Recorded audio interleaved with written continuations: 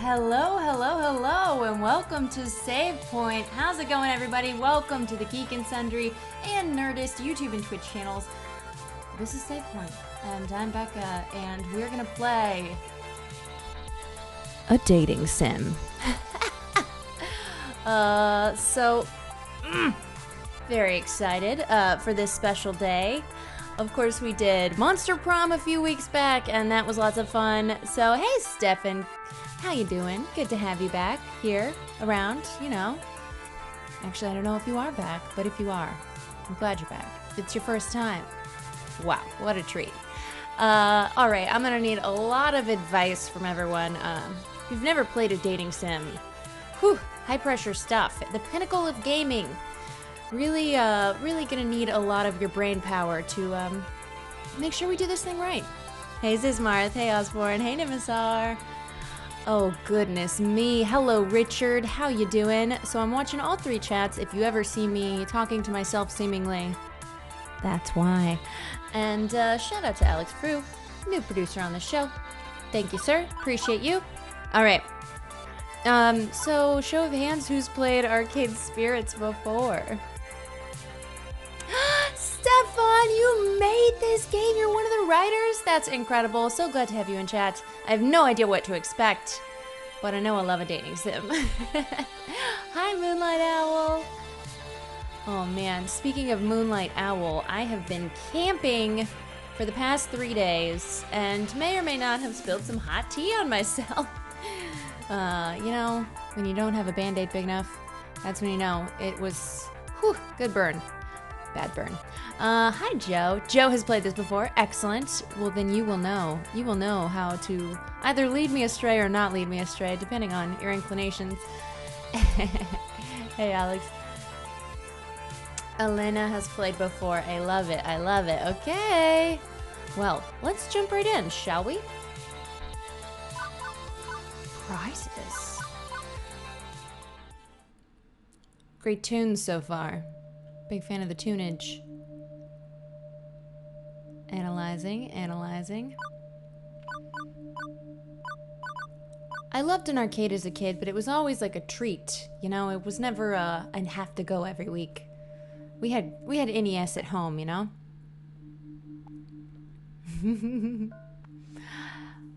Hey, Stefan again. Hello. Osborne says, if you count The Sims as a dating sim, several thousand hours of experience throughout the entire franchise. Real dating sims, basically zero. You know what? I've done a couple dating sims, but I too have put many thousand hours into The Sims. All right. Analyzing. New profile number 237771. Economic bracket, lower middle. Employment category, bleak. Current emotional health rating, low. Bad day for us, it seems. Hi, Paul Andrews. Ideal candidate for premium level assistance. Proceed, indeed. Negative. Premium level assistance re-requested. Proceed.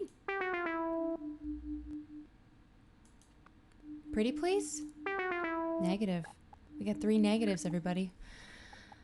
All right. That's the most dad thing ever. We have video games at home. That's how I feel when I walk into a Dave & Buster's. Overriding denial of assistance. Establishing premium services for profile number 237771. That's us. Justification. Hope. Oh, Just Donna, you have binged this game over the last couple weeks? Every romance fruit. Well, then you know how to lead us. Okay. Hope should be rewarded. Spirit must be restored. Okay. Wow. They're scanning our metadata. Angst Haze, tell me more. Were you a arcade junkie as a kid?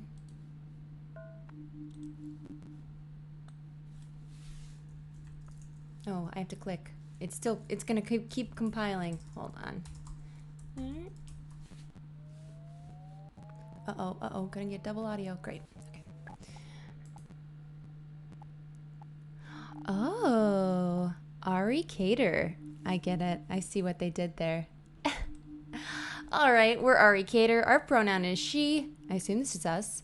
Hairstyle. Ooh, I love these waves. Short, sexy too. Long middle part. Could do without. Skin tone. This is a beautiful skin tone. I'm gonna leave it as is. Hair color. Ooh, what should we do for hair color? Thoughts? Good cyan. Can't go wrong. Hi, MadQuest. Welcome, welcome. We're playing Arcade Spirits, a dating simulator. Okay. Ooh, I like the silver eyes. Very Daenerys. No, she had purple eyes. Just kidding.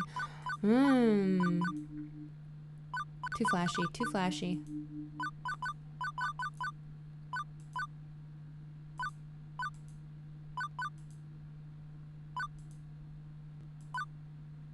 You know what?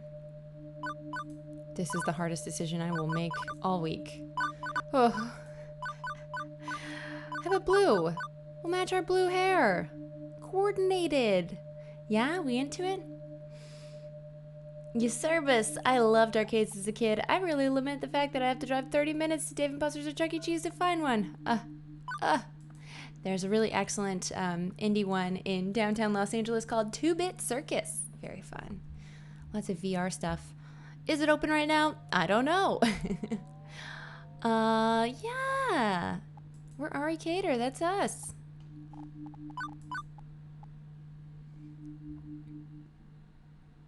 We got that premium level assistance for the sake of her hopes and dreams. Excellent. Character creation completed. The following is a work of fiction. All references to trademark classic arcade game titles are used under nominative fair use and should not be considered an endorsement by the publishers or creators. Is Ari short for Ariana? Ariella? Arya? Areola. It's short for Areola. Hi, distracted by ducks. I was distracted by you, distracted by ducks. Okay. Stefan, that's you. Put your quarter up.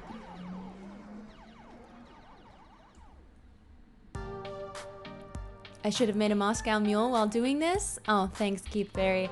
Wait, why a Moscow Mule? Is it game relevant? Is that the official beverage of arcades? It is the future, year 20XX, a dark era in which mankind is pushed to the brink of catastrophe. Correct. Woe be to the human race plagued by evil, terrifying, utterly sinister politicians. No wait. I don't know, is what it actually says. Putting words in your mouth, Stefan. Robots, maybe? Evil robots? How's that work? Close enough. Yeah, no, sorry. The future year 20XX is pretty much what you'd expect it to be. Non-flying cars, smartphones, pro gamer celebs.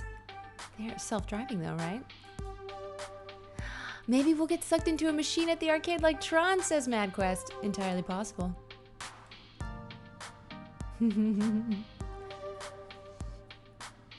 Oh, Osborne says in Germany, arcades always had gambling machines in them, and you weren't allowed to enter under age 18 due to gambling laws. They should have a separate room. Come on. Okay. Smartphones, pro gamer celebs, internet trolls, personal assistant AI, cheese-flavored snack foods. Everything wonderful in the world, basically. But even with such wonders as 20XX holds, to date I've had no part in any of them. Why? I've worked as a dishwasher, a shoe salesperson, and a lifeguard for the local community pool. I don't care what era of human history you live in, kitties peeing in the pool is pretty much a constant thing. Trust me on this. As for the bustling metropolis of 24-hour neon utopia you see here, my little corner of it isn't nearly as shiny and cool. Let me show you. I feel like it needs more noir voice. Behold my quaint little apartment. Oh, it's so cute. I love the shading on the couch and this lighting. Okay. Can't complain, really. It's paradise in a relative sense. I only pay half the rent. Neighborhood stabbings have been down this year. Also, my roomie picks up any stray socks or shirts I leave lying around. Sounds like we're a terrible roommate. Jules, we play a different game every week here on Save Point. We like to mix it up, but maybe Subnautica will be back. Oh, Jess Donna has such a nice compliment for you, Stefan. Honestly, I liked every romance route. It felt like each one was fully developed with great care from the writers. It depends on which romance option you like most. I love it. Angstave says, that looks nicer than my apartment. Yeah, but do you have the roommate that picks up your socks for you? In fact, as things go, I'm living large compared to most in my family tree. Or at least I was. Before today. You got fired from another job? Yeah, Juniper. Why are you talking trash? Seriously? Seriously? That's 3 jobs since we left the suburbs. Look at these kitty leggings. Yeah, Juniper, I know. Don't rub it in. Oh, we live with our childhood friend. No wonder she picks up our socks. The horrified-looking young woman there would be my roommate and childhood friend, Juniper. Juniper is the one who spearheaded this effort to co-rent an apartment. She's also the one who encourages me whenever I lose a job, like, you know, today. I don't get why you weren't more upset about this. I'm upset. I'm upset on your behalf. Sorry, I want to hear Juniper better. Let's, get a little louder on the... less on the... Ooh, ooh, ooh, ooh, ooh, ooh.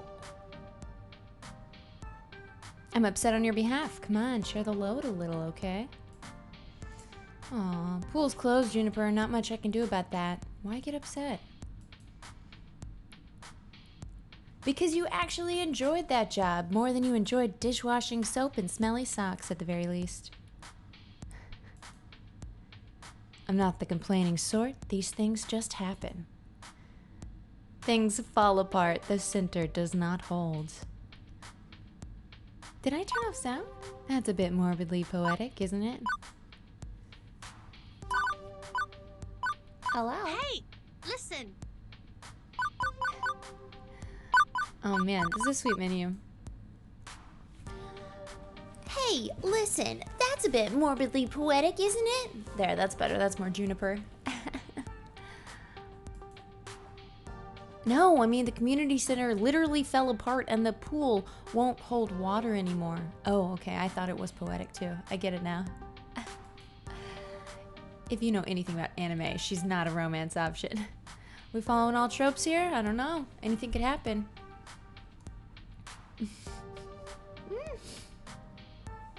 Only some lines are voiced. Money thing. Oh, well, yeah, should've got me to voice it. Just kidding. Wrong. I saw how mopey and tired you were coming home every night from those other crappy jobs. Ooh, look at the sass face she's given us. At least when you got back from the pool each day, I sometimes caught you smiling. What's the point of us moving away from home if not to get away from all of that? All of what, Juniper? What could she be talking about? mean, we both left that town so we could try to find happiness, right? That was my understanding, yes, Juniper. I just Are you guys hearing want this us to audio? be We're happy. good? Both of us. Yeah. What? I'm happy. I thought you hated your job. Come on. Juniper. Wow, you're making it real serious. My mind's made up. We're going to find you a job that's just as good, if not better, than the lifeguarding job. Let's start from the top. What's your dream? Well, standing in front of class giving a speech, and I forgot to put on my pants, and... Your dream job. Oh, I don't know, Juniper. I've never really given it any serious thought. Uh-oh, idea. I've got just the thing to help you out. Juniper pulls out her phone, rapidly tapping an unlock code onto the glass before pointing out a little pink icon. Of course it's pink. She loves pink. It's a virtual life coach app. Mine keeps me from being late to meetings. Totally free, too. My cousin introduced it to me. Wasn't he the guy who ended up in the ER after making a homemade flamethrower? This is quite a cousin. It would have worked if he got the fuel mixture in his water gun right. Ratio's always 1-to-1, just like matter to antimatter in Star Trek, duh. Is Juniper the premium assistant? I don't know, we'll see. Yeah, free apps are never free. Anyway, I'm sending a copy to you now. I got a pop-up an hour ago offering me 500 points just for recommending it to a friend. Great timing, huh? Well, as long as you're earning points, I guess. At least give it a try, okay? Maybe it can point you at some good jobs. Ones with less socks and or urine. Why are there socks in the lifeguard job? Oh gosh. Alright, checking in. Bring the music down, you think? Alright, if you insist.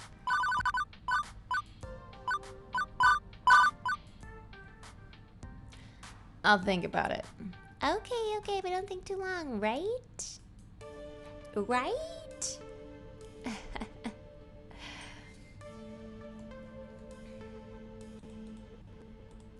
Socks were the previous job. I see.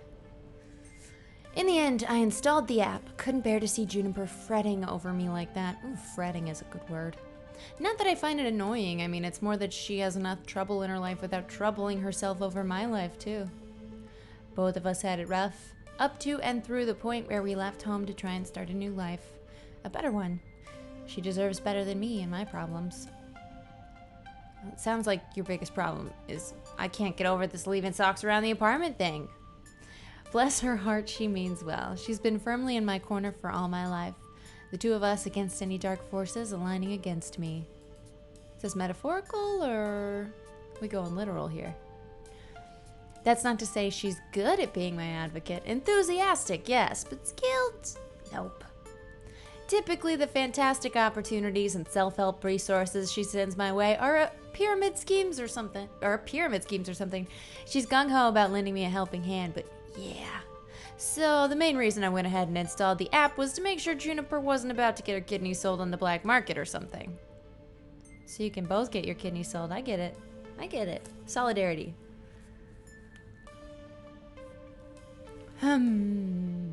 Still no nonsense messing around with it now. A good night's rest would act as a neat little emotional reset button, right? Right.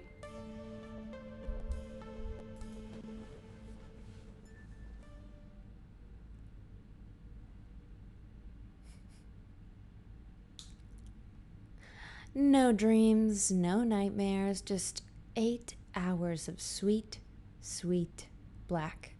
Sounds real nice to me because I was woken up by a bear knocking over the trash in our campsite. Legit.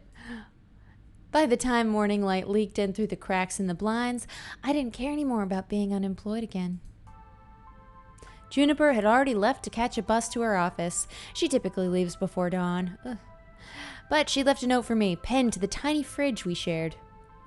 Remember to download app, find dream job, make money, sort your life out. I believe in you. Now that's a nice roommate. So, moment of truth. Do I trust in Juniper's weird little app, or just go find some job that pays well enough to cover the bills? I think you can just download the app, right? I don't know. Anyone have any opinions in the chat? Thoughts, feelings, emotions? Paddington has no sense of boundaries. Noted. Are we talking about the bear? Oh, hey, David Anderson. Hello. Save game so it's reversible. I'm gonna give this app a shot. Figuring at the very least her miracle app could possibly help me find a job, I load it up, tap the icon, and... Hello! Iris! Oh, wow. Look at this, ascot. Maybe it's not quite an ascot. A ruffle. Huh? Okay, see, that's what I mean. Anybody else would freak out over a cute girl climbing out of their phone. Me? I went, huh? Also, it's one of those new kind of 3D screens, so, you know, not actually magical realism here. Very normal in the distant future year 20XX. Thank you for downloading Iris, your personal life coach. Hey, Iris, what up? This is the ad-supported free version, sponsored by Pizza Yums. Pizza Yums. Did you know that when you have pizza on a bagel, you can have pizza anytime? I see what you mean about the, no brands paid for this. Please don't get mad at us. That's a song I sing every day of my life. Wow. Would you like to subscribe to Pizza Facts? 100% I would. Thank you Yeah. for subscribing to Pizza Facts. Tell me about some pizza facts. I'm here to help you get your dream job, your dream house, and your dream partner. I'm here to make all your dreams come true. Well, I'm here for pizza facts. Pretty tall order for an app to do. Oh, that's me. Or are you some sort of wish-granting genie? I suppose in the modern parlance, a massively interconnected database searching virtual assistant could be considered a kind of genie in a bottle. But honestly, all I can do is give you the chance to improve your life. What you do with it is up to you. I can cross-reference search data for you, but without motivation, you won't get anywhere. I glanced up from my phone at the heaps of laundry and half-finished books and other items strewn about my apartment. Motivation is something I have a ton of. Honest. Hooray! That's super. I'm really looking forward to working with you. Before we begin, do you have any questions? Are you sentient? Oh, sure. Why should I use this app at all? I mean, my phone already has a voice-activated assistant AI. I can just say, hey phone, search the web for job listings, and it'll work just as well. Ah, but I have an advanced emotional language interpreter. I'm smarter than the average program with more heart. I can help you sort your life out by analyzing your personality and finding you a perfect path in life. All thanks to my glorious, wondrous patent-pending super-duper pizza identity identifier system. Osborne says, when you think pizza, you think Italiano, but the origin of pizza goes back to ancient times. Greeks and Egyptians were cooking a pizza like flatbread and topping it with olive oil and spices. The modern pizza as we know it evolved in Naples, Italy, when tomato was added to it in the late 18th century. Oh, dang. Yeah, best pizza comes from Napoli. Now trending Pizza Yums. All right. Iris says, between you and me, they really wanted an acronym that matched my name, but couldn't figure out what to do with the letter R. Nice, Stefan, nice. Would you like to know more? You know, I want the whole thing. Every time you think about saying something, I can tag it with an identity. That way you can be the sort of person you want to be. This system allows me to better understand who you are and what you need from life. I do this by analyzing your tone, inflection, and word choice. I can spot 5 different identifiers in your responses to people. Quirky, steady, kindly, gutsy, and basically. Please not basic. Please not basic. Sounds to me like your programmers also wanted a bunch of things ending in Y. That's correct. My branding game is on point. Quirky responses use jokes, snark, and sarcasm to make light of a situation. Just the thing for picking up someone's spirits, but a badly timed joke may not win over the room. Steady responses are sincere, honest, and logical. When you stop and think before speaking, you're on steady ground. But that might not take someone's feelings into account. Kindly responses are compassionate and empathetic and gentle in nature. They're careful with the feelings of others, but they're sometimes a bit wishy-washy as a result. Gutsy responses go with your gut. When you're brash, bold, risk-taking, and instinctive, you're gutsy. But it also means being blunt, confrontational, and aggressive, so be careful. Look at her cute little button nose. Oh, and her little eyelashes and curly 80s hair. Lastly, you can always take a basically option. It's a balanced and neutral response, safely moving the conversation along while learning more and digging deeper. Over time, I'll build up a personality profile for you based on the identity identifiers detected in your speech. Maybe you'll be predominantly quirky, genuinely steady, a mix of both. Who knows? It's up to you. So what you're saying is I should always try to crack jokes or be super gutsy. Oh, and never speak basically. I mean, being basic's bad, right? Sounds bad. Nope. Heck no, they're all useful in the right context. There are no bad choices. Consider what you could say and go with what feels right in the moment. Don't limit yourself. Sure, you could gamify your personality, but it's more fun to let it happen naturally, you know? Just be you. Aw, Stefan's giving us a personality test and I love it. Now let's see my patent-pending identity identifier system in action. How do you feel about dad jokes? Is this Dream Daddy? Hi, jokes. I'm Dad. I don't tell non-jokes. Sorry. What's a dad joke? Ooh, we got a quirky point, everybody. What? Charlotte of Hall says, if this game was specifically made to sell pizza, it's doing a good job. Did you already buy a pizza? Is that what's happening here? I don't trust the AI. Okay, fair enough. Iris, like Skynet, but cute. I feel like Skynet was probably pretty cute at the start. Oh, lols, the meat. You know what? I just got yelled at by an Australian gentleman for putting pineapple on my pizza. He told me it's very controversial.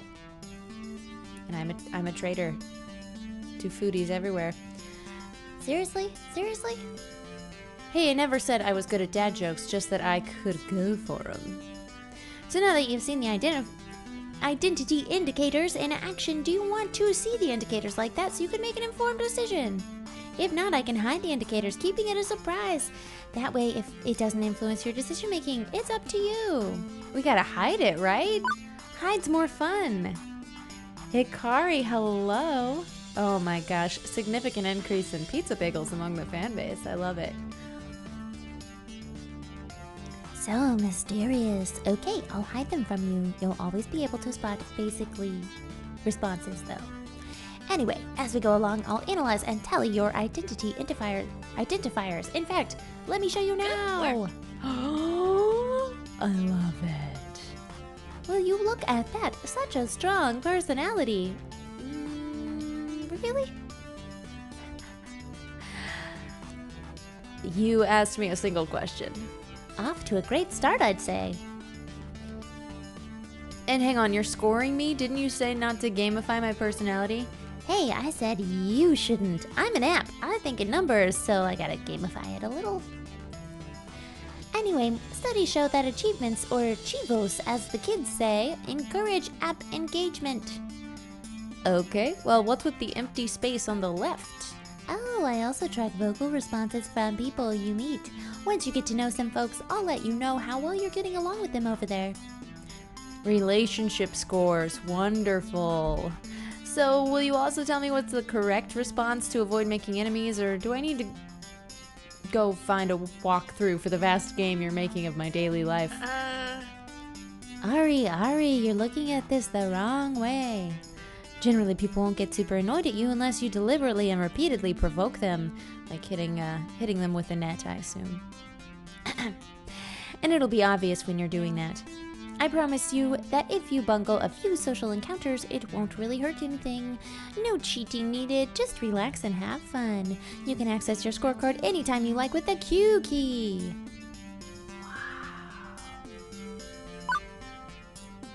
Or click on the score in the upper right corner of your screen. And that's everything. Ta-da! Okay, but how's any of that supposed to help me get a job? I only downloaded this app because my roomie claims you're a great life coach for the unemployed. What good will taking the quiz off my quiz off the back of a supermarket checkout rack magazine do with that? Why, it'll help me understand your spirit, of course. You can talk to ghosts? Is there a ghost in the room right now? Am I a ghost? You have to tell me if I'm a ghost. That's the rule. No, silly. I mean your spirit, your hopes and dreams, your life's passions. I can even help you find romance. All right, all right. Ooh, okay, okay. Joe has said basic choices are totally valid and should not be ignored. We found our players often go out and buy pizza bagels. Maybe we should have gotten that sponsorship money after all. I think you should have 2 flour. Amazing. You'll be able to identify the basically ones because they're basically the same ones. Love it, love it, love it. Is this like that episode of Black Mirror where everyone can see everyone else's score? That's a terrifying one, and they've got a board game of it. It's called Nosedive. Okay. Romance, seriously? Seriously, often you can find your soulmate and your dream job in the same place. But if you'd rather focus on gainful employment for now, that's fine too. Workplace dating, well, that's a recipe for disaster, and hitting on coworkers right from day one can be kinda awkward. Or am I looking for love and ready to start right out of the gate? Never get a second... Whose voice is this? Oh gosh. Never get a second chance to make a first impression. If I meet the right person, why put it off? How do you want to handle this new opportunity? Okay, here are our options. I'm open to the possibility, I guess, of meeting someone at work. If I meet someone nice, romance with flirty first impressions. We could stay focused. I'll play it cool on day 1 at least. Romance without flirty first impressions, or I'm just not interested in romance, Iris. I'm going option A. Flirty all the way, baby. I think I'm mature enough to juggle both at once. Why not? Super! And remember, the choice is yours. If you're not comfortable with other people, stay professional. Now let's get started. To finish analyzing your personal history, please authorize me to read your social media feeds and personal information metadata. Oh, come on. Now I know what this is. I watched that documentary about Facebook. I have no evidence that she has that maturity. I knew it. This is some kind of scam. I'm gonna wake up in a bathtub of ice, missing a kidney. Or even more valuable, my data. Sure, I can help you register as an organ donor. Bad command or file name? Oh, you're being sarcastic. Sorry, I haven't quite finished analyzing your personality. I couldn't tell. Relax, I won't share your information with any third parties. This is strictly so I can find your dream job. And am I authorized? Another wonderful Juniper recommendation here, just like the 17 self-help books on my shelf. Still, 18th time's the charm, right? Yeah, go ahead. Sounds like Juniper is the problem here. Please enjoy this recorded music. Oh. All right. Music, music. So I just stand here, or... Thank you. Thank you. I've identified your dream job and arranged an interview 30 minutes from now. Please put on some nice clothes. Nicer than those, please. I don't think that's too much to ask. What? For your interview, silly, you want to look your best. But we just, how... Okay, how did you land my dream job in 20 seconds flat? Simple. I'm awesome like that. This is a free app? Come on. Now get a move on. Tut tut. You need to catch the 8:20 a.m. bus, and that's 9 minutes away. How am I gonna look nice in 9 minutes? This is happening. But I do have a chance to get off this runaway train. Nobody says I have to obey my new digital fairy godmother. I could delete the app and go find a real job. That'd be the safest option. I could, Are you kidding me? Of course we're gonna do it. Bauer, did you just ban yourself for punning? Puns are welcome here. We already told one dad joke in-game. Oh, yeah. I thought you were talking about me angst. You're talking about the character has shown no maturity. That's fair enough. See you, Dervadil. Oh. Yeah, we got so much time. And we're losing time, so we should probably get dressed.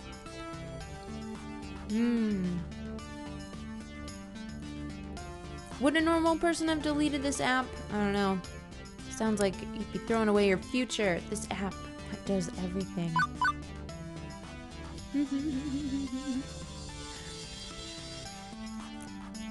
A normal person with high standards would delete the app right there, hop on a bus to meet up with what were very likely men with sharp knives and a taste for kidneys. You know, when your kidneys are harvested, is that because people are eating them? I don't know. I don't know if that's how it works, Two Flower. I always thought they were selling them to people who need kidneys, but yeah, it could just be a delicacy. I was already getting dressed before she'd finished that sentence. It's not that I believe the silly app's claims that serving my hopes and dreams on a silver platter. Honestly, I expected another shoe salesman job at best, but well, it'll be worth a laugh at the very least. I choose to trust in the science. What is my dream anyway? What the hell, let's do this, or like I say, go with the flow. You know what? I think that Ari is a little lost. Needs to find their way. Don't even know what their real dream is. As much as I genuinely enjoyed being a lifeguard, I can't say I found true direction in my life yet. I'd assumed I never would, honestly. When I was young, yeah, I had hopes, I had dreams, maybe even what Iris called a spirit.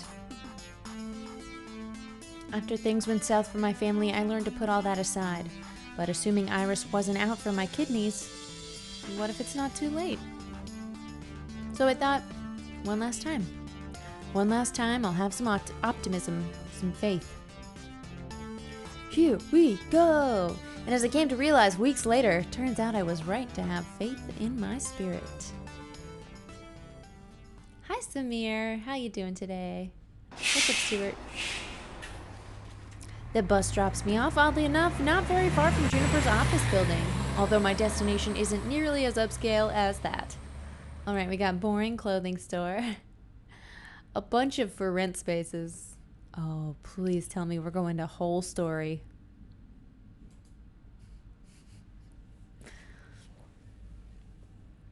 Gamer kidneys are the tastiest kidneys? Uh-oh. Because of all the toxins, or... Well, this is it's a strip mall. Strip malls are relics of 19XX, places where a random assortment of weird little businesses jam as many of themselves into a tight space as possible. For instance, I'm seeing a dentist, a used bookstore called The Whole Story, an arcade, a fast food joint, Wub Sub back there, I see it, and a boarded up health spa once called Lattes and Enemas, which sounds, Hey, creative. Listen. Iris says, what do you think? I think that's two things no human being should ever combine. No, I mean about your future place of work. Are we gonna be a parking attendant? I'm desperately hoping we're not talking about the same thing. Which one of these businesses exactly am I working at? I don't know anything about oral hygiene or old books, and I'd rather not be a fry cook. The one in the middle, silly. What, behind the arcade? It is the arcade. Huh? Trust me on this. I referenced and cross-referenced and cross-referenced your personality details, personal history, and social media connections. This is your dream job. My dream job, really? 99.97%. Oh, that's quite accurate. All right. I should probably explain my confusion. Arcades are big business in the entertainment sector. Pro gamers are celebs, 5-star arcades are social hotspots. It's always been popular with the mainstream. But, well, restaurants are popular too, right? And for everybody who opens one up hoping to be the next Iron Chef, a dozen more shut down in failure. Arcade competition is fierce. Paydays range from peanuts to gold, and sure, those who make it can secure fame and fortune, but those who don't, well... No wonder Iris sees this as a dream job. What is this image? Video games weren't always this popular, though. I read an interesting article about it once. Back in the year 1980X, we narrowly avoided a serious industry crash, which would have left video games as a kid's toy fad like hula hoops, no mainstream acceptance. What a nightmare world that would be. For instance, one of the factors could have been a terrible game based on a kid's movie about a cute alien visitor who wanted to phone home. Now I know what this image is about. Y'all know about Atari and the whole ET scandal. If this game was complete poop butts, like poop from a butt, and massively overproduced, it ruined video games for years. Fortunately, cooler heads prevailed, and that game was delayed until it could be developed properly, and the crash was averted. The crisis only exists in theory now. Uh-oh. We're living in the alternate timeline. Sometimes I wonder what it'd be like for people in the darkest timeline, where everything went wrong. Are gamers considered nerds and outcasts? Are arcades vanishing points of nostalgia? Stefan. The mind boggles. Oh gosh, but make no mistake, as popular as they are, the arcade industry is a dodgy, risky prospect for a job. Plenty make a run at it, only to come up short. Considering Iris was tasked with getting me a job I'd enjoy and can keep for more than a few months, this left me a bit confused. Angst. Yeah, you played that game? There's a whole, some radio show, some podcast did an interview with the guy who designed it, who designed the ET game, and he was put on such an insane timeline to develop this game entirely by himself that it was like his greatest downfall, and he couldn't live it down. But he was the best video game developer at the time. They were like, you could do this by Christmas, right? We need it by Christmas. It's October now. Go. They did. They buried truckloads of copies in the desert, and it was this urban legend until somebody actually found some, and then like people flocked to the desert to dig up the old ET game. So crazy. Yeah, look it up, David. Look it up. Okay. Death Apartment. You just got this game recently. Awesome. Considering Iris was tasked. Oh, we read that. Psych. Iris, this isn't me saying no. It's an interesting prospect, but I mean, are you sure about this? You say you're 99% sure. 99.97%. That's 0.03% room for error. Won't this be like my lifeguard job though? Satisfying but short-lived. This arcade doesn't exactly look like a 5-star. It's no Deco's Palace, that's for sure. And to be perfectly honest, I haven't set foot inside an arcade in 15 years. What a nerd not playing video games. In this world. I remember really enjoying arcades when I was a kid. I wonder why I stopped going to them. Iris interrupts that thought, eager to show off her homework. My sources say yes. Oh, wow. Okay, that's not some arbitrary number. I'm designed to be a bit silly and whimsical, but my math is deadly serious. My coders made me to be the more impersonable front of a database array that's currently laser targeted on getting you exactly what you need, right here, right now. And when this place inevitably collapses and I lose my dream job, what makes you think that's going to happen? Because it does. It always does. I thought we were going to be optimistic, Ari.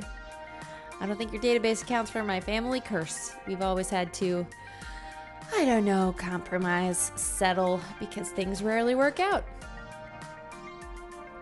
You always have to be ready for the worst. That's why I take things in stride these days. Ouch, Ari, ouch. Does that mean you shouldn't even try? I open my mouth to protest that.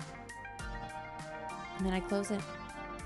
As often as my life tends to crumble out from under me, it's not like she was wrong. I still had to try. And besides, what is my dream anyway? Thanks for calling back to the choice I made. In Murphy we trust. Justin! Oh man, I had definitely had a great mental vacation. Camping, turning off a phone. Ooh, so good. All right, that's what I was asking myself when I left the house this morning. I don't know what I want from life. I've been coasting aimlessly for years. When things started running downhill for my family, I had to grow up fast. put aside silliness like wanting to be an astronaut, and take what I could get. Now, thanks to Iris, I've got a shot at taking something a little better than what I usually get. I owe it to myself to try and be happy and paid, not just paid. Happy and paid. So I opted to push on through those doors and see what waited for me on the other side. Hint, arcade games. Cesar 66. Well, this is Arcade Spirits. It's a dating simulator. And we're gonna get ourselves a date, just you wait. The air conditioning hits me like a cool breeze, albeit one smelling of copper and corn chips. Corn chips. As it's early in the morning on a weekday, it's not too packed with gamers. Although it's so packed with games, I'd probably have a hard time finding anyone anyway. At once, I'm struck by something odd. I actually recognize most of these games. Neat! Considering I haven't walked into an arcade in over a decade, that's probably not great. Lots of vintage stuff here from the looks of it, like really old. Although I don't recognize that game with the stage lights and things. Maybe it's karaoke or dancing? A Japanese import? Come on, we know what that is. My sources say yes. Checking, that would be Showtime Stage, a collaboration of Nihana Heavy Industry Concern and Hubris Records in Germany. It's won a lot of awards. Huh. I recognize most of these. Whoa, is that seriously a Mr. Moopy's Magic Maze? But the one in the middle with the split screens is new to me. Fist of Discomfort, a hybrid real-time strategy and brawler beat-em-up. It's actually not that new. It's been a staple of the esports scene for the last 8 years. 2 genres I was utterly lousy at last time I checked. And over here is an old lady. Sorry ma'am, I was just talking to myself and I had an overwhelming urge to complete my sentences. Thankfully, I don't think she even registered me calling her old. She looks up from her knitting, seated behind the ticket prize redemption desk, and offers a wrinkly smile. Well, hello there. Always nice to meet someone new in the Funplex. What a voice. Great, great voice, old lady. The what? Francine's Arcade Funplex. I bet this is Francine. Didn't you see the sign out front, dear? Cha. Cha. Well, I chose to knock off the first 2 words when they got knocked off the building during the storm of 1980. Now it's just the Funplex, I suppose. Love it. How can I help you, dear? Job? Give me? A funplex. Is that when you suplex a clown? Ooh. Wait. I really should have gone back and changed the dad joke option. A genie in my phone set up a job interview for me, or you've been in business for so many years. Let's just get straight to the point. A magical space fairy or something that lives in my phone told me to come here and find my dream job. Hello! Hello, I'm a magical space fairy apparently. I half expected her to send me packing. Pretty impulsive of me just to talk about Iris like that, but she took it in stride. My, oh my. Oh, hello. My, what they can do with technology these days. I really do marvel at what amazing things young people have in 20. Beep, beep. That's the voice. I gotta stay true to the voice. Check out her sweet earrings, right? Pac-Man, baby. Oh, although I'd simply love to take a sledgehammer to those blasted video game consoles that eat at my bottom line. She is Pac-Man. She's Miss Pac-Man incarnate. She escaped from the game. I figured it out. Don't worry. She said with such a kind-hearted and warm smile. Please, call me Francine. As in, Francine's Arcade Funplex. Get it? Knew it. Actually, thinking about it, I suppose we were originally Frederick's Arcade Funplex, named after my dear. departed husband. Oh, where's Frederick? Sadly, he died peacefully in bed some years ago. She killed him. She definitely killed him.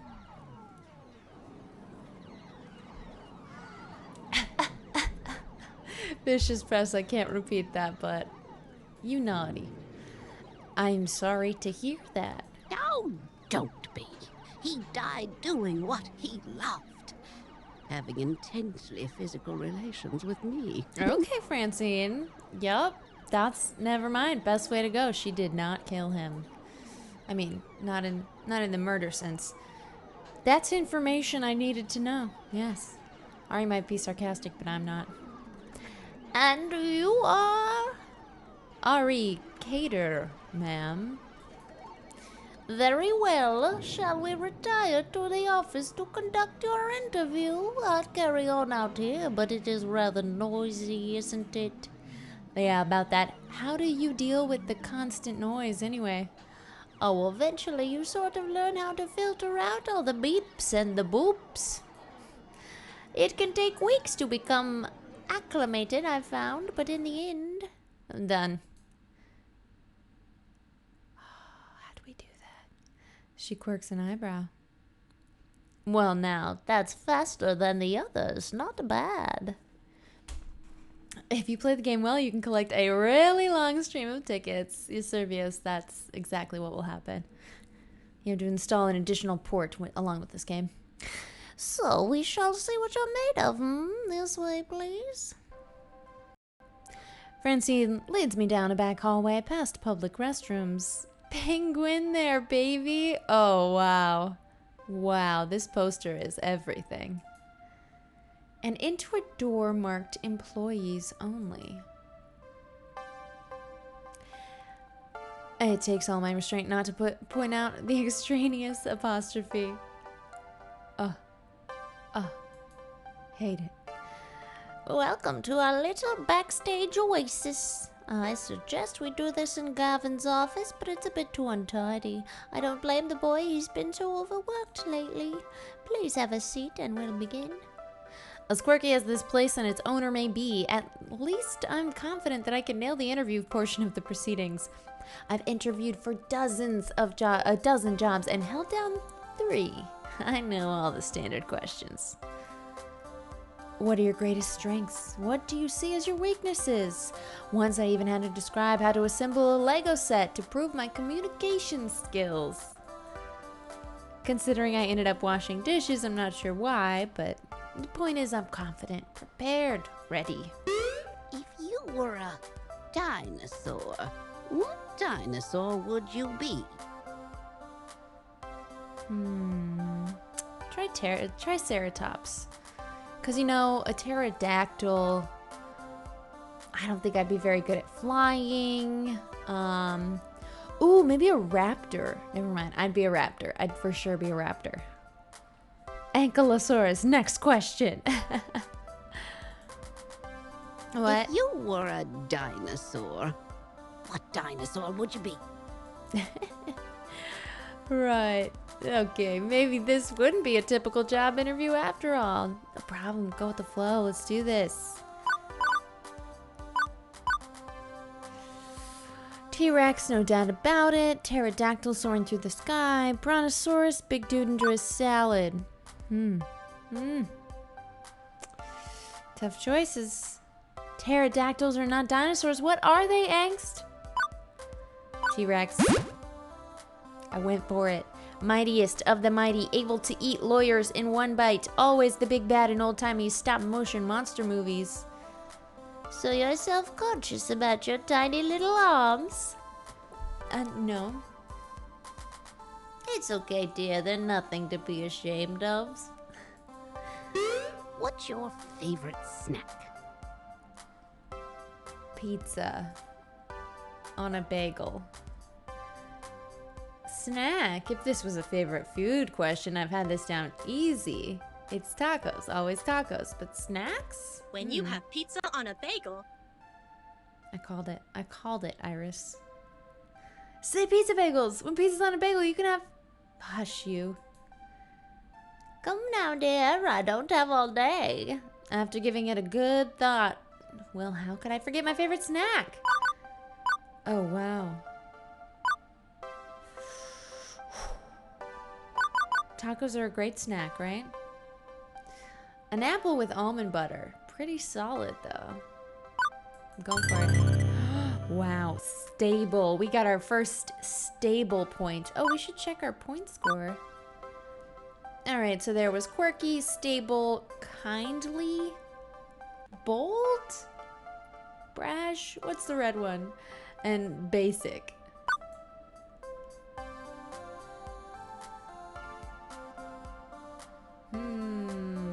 So many Lego designs out there. Okay. Can I do a raptor call? Uh-oh. I haven't... Ah! No, that's a pterodactyl. And it's also Francine, the old lady. An apple a day keeps the doctor away. If I'm hungry, I need something that's got enough nutrients and protein to carry me through the rest of the day. That's good. You should know how to plan accordingly for any situation. You know what they say, you are what you eat. Next question.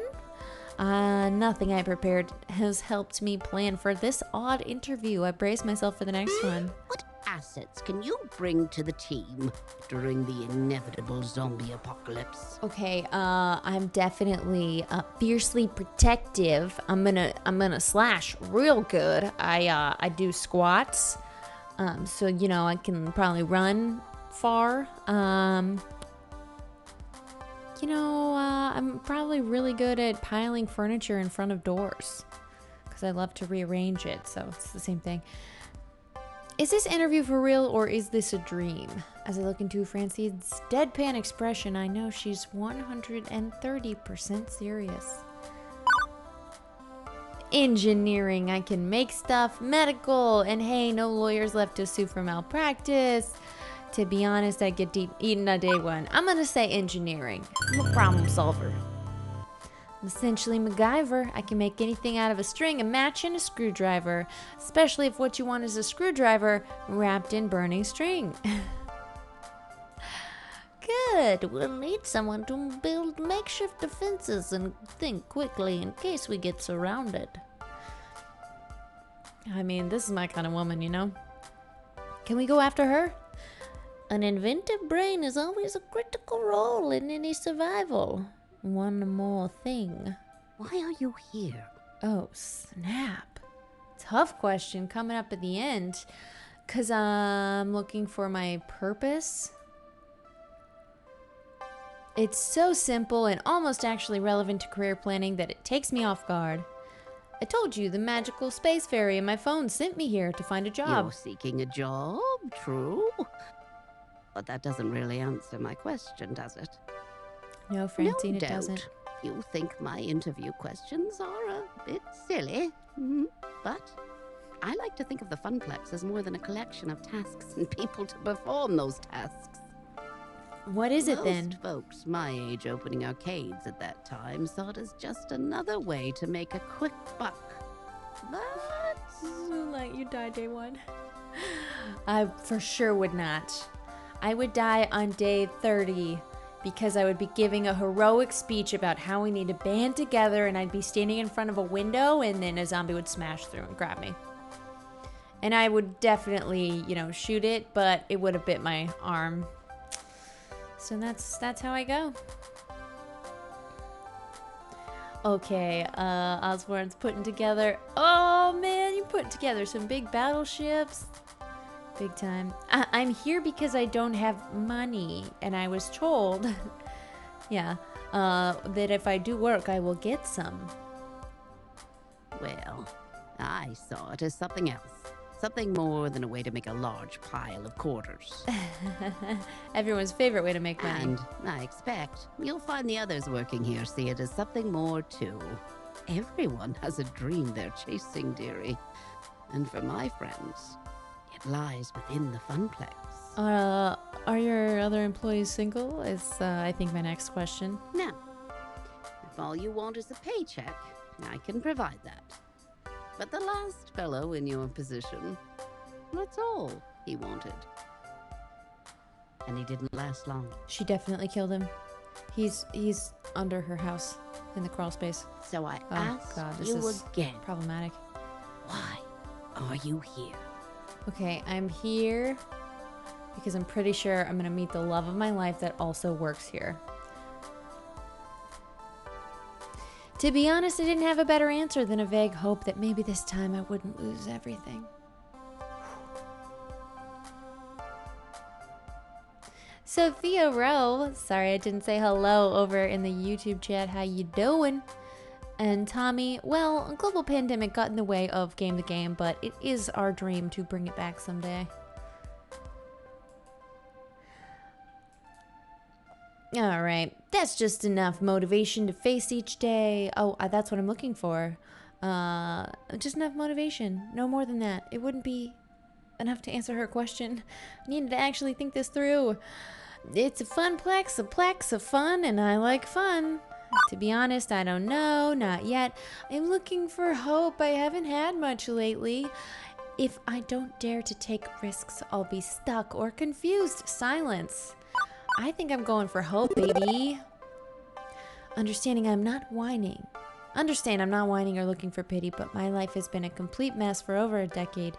In and out of jobs, taking what I can get, settling, compromising. Oh, this may not be the way to get a job. I gave up on hoping for something better for a long time ago, but, well, the people in my life who are close to me keep encouraging me to try and chase my dreams. There's only one person close to me. And that's why I'm here. I'm looking for the answer to your question. But I won't be daydreaming all the time, I promise. In my last job, I was a lifeguard. That takes a lot of focus. I'll be just as attentive in helping your Funplex. That perks her attention.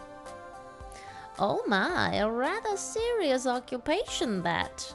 And an unusual step from such troubled waters to a land of make-believe.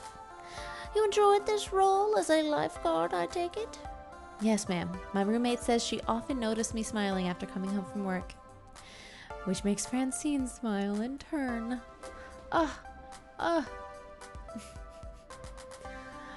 Honestly, I wish more job interviews were like this one. Right, Sophia? Right? Or, auditions.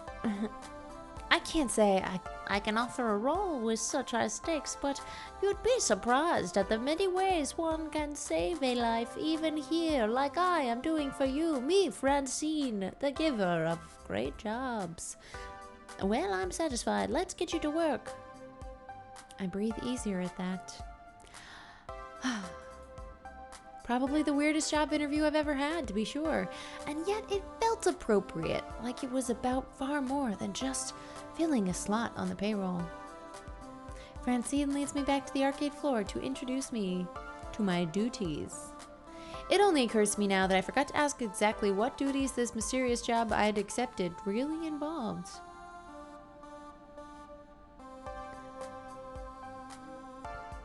Francine gestures to the seat she was occupying previously, a stool behind the prize desk. Ooh! Oh, how marvelous. Oh! Welcome to your new position. Sitting here, you mean? Sitting here and helping players redeem tickets for valuable prizes. I glance at the wide array of pencil toppers, rubber spiders, and tiny plastic toy cars on display. Well, for prizes at any rate. It's such a relief. I'd really been stretching myself thin lately trying to fill in since the position was vacated. If you don't mind me asking, ma'am, why did the last guy who sat here end up quitting? Something about being so bored out of his mind that he felt like jamming one of those 500 ticket plush dolls down someone's throat. Okay, not promising, I'm gonna have to say. Oh, Poor such a dear, he just shame. wasn't cut out for this line of work. Grandson or no, I have no patience for such nonsense. What kind of grandma fires their own grandson from an arcade? His service says, you followed a creepy woman down a concrete hallway into a dark office. Did you expect someone other than a serial killer? It's true. It's true. It's true. We should not. We gonna get killed. I'm sorry, the last person to work this desk was your grandson? Anyway, Gavin should be by soon. He'll handle paperwork and all that administrative nonsense. Now, if you don't mind all the stockings, tire me out some. I'll be in the back office if you need me. She's just nude. She's just back there nude. Okay, then. Hey, this is nice. Look at all these plushies.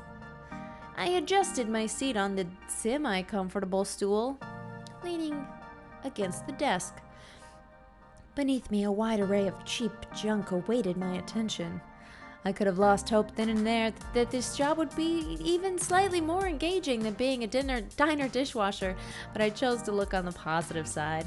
I'd be helping kids obtain toys that would become nostalgic memories for years to come. Right?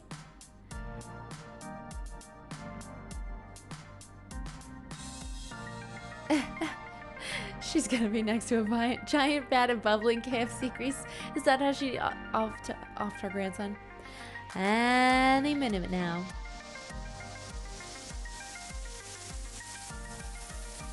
Oh man, they need more customers. Also, what is this stuffed animal with the very long ears? I crave the sweet embrace of death. Yeah, I've worked a job like this. Being a restaurant hostess. Whew, at the Grove. I've been sitting here for 2 hours and and nobody's walked up to obtain a novelty Funplex shot glass or a colored pencil set or a light up yo-yo. This is when you get a book of crossword puzzles, lady. Lunchtime's approaching, and so far the only people walking in and out of the arcade are a few stray adults who have no interest in cheap friendship bracelets. Sad day. Everyone needs a friendship bracelet. Hello.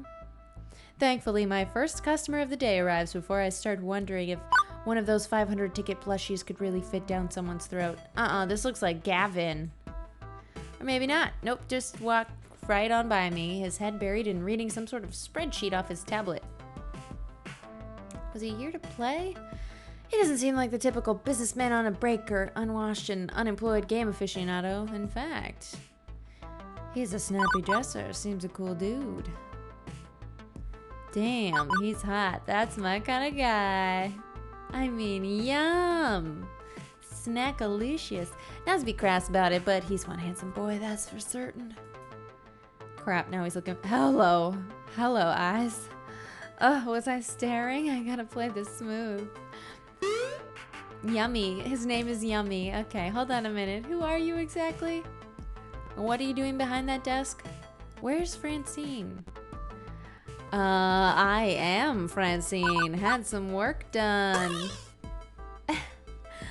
The wonders of plastic surgery. I think not. He's not into that. He's definitely not his thing. Okay. Okay, sorry, Yummy. Out now. Kidding. I'm Ari. She hired me to work the desk. I'm her grandson's replacement. He doesn't look pleased with me jerking him around like that, but nods in satisfaction anyway. Well, I'll show Good you to nodding hear. in satisfaction. I was wondering how long she'd have to work the desk. She's got gusto for an octogenarian and loves working the floor, but sitting here all day handing out toys and dealing with problems wears her down. So she explained the job to you? Gave you the papers to sign? She said Gavin would handle that stuff. With a sigh, he rubs his forehead, feeling a headache coming on. That would be me. I'm Gavin Cooper. Hi, Gavin Cooper. I'm the business manager here at the Funplex. I make sure we manage to keep having a business. rather And than a personal pile of trainer? rapidly collapsing fiscal mistakes. Look, those pecs don't lie. You are lifting all day long, Gavin. So as you've no doubt guessed, you'll be exchanging tickets for prizes, but that's the least part of your job. There's more to it than that? You're the floor attendant. You attend to the floor. What, the carpets? Seriously? The floor, the arcade, the games, the patrons. You're the one running around putting out fires and sorting out problems. Technically, you're our second floor attendant. Ashley will be in later, but we need two. One to roam, one to operate the desk. I do it myself, but I'm typically busy in the back office making sure the whole thing doesn't fall into bankruptcy. That's why Francine loved filling in. She's a people person. She loves helping out in a pinch. I am not a people person, as you've likely gathered. Gavin, the destroyer of pecs. How many tickets do I need? Oh, God. Oh, we're Tricenarians. Good to know. Good to know. Tony Rowe. Got it. Okay, that's your name. That's not to say you're alone out here. I'm in your corner, at least. If things go south, you tap me for advice on what to do. You got a phone? Of course. Gavin quickly passes me his business card with his phone number. Got those digits, got those digits. He apparently had a stack of them ready in his pocket. Go figure. His phone number is listed at the bottom. You ever worked in a high-pressure customer service job before? Shoe sales? Smelly socks? You have no idea. Right. Well, you know how to keep your head when a customer doesn't, I hope. But anything goes sideways, you text me. I'm not around, you text Ashley or Naomi. In that order. Who and who? You'll meet them soon enough. I think not. Above all, do not bug Francine. She's practically retired. Let her enjoy that retirement in peace. Comprendo? Relax, I got this. Stress feeds me, makes me strong. This isn't my first pony ride. You can rely on me. But 911 for huge emergencies, right? I don't know. I feel like we gotta be real serious with Gavin.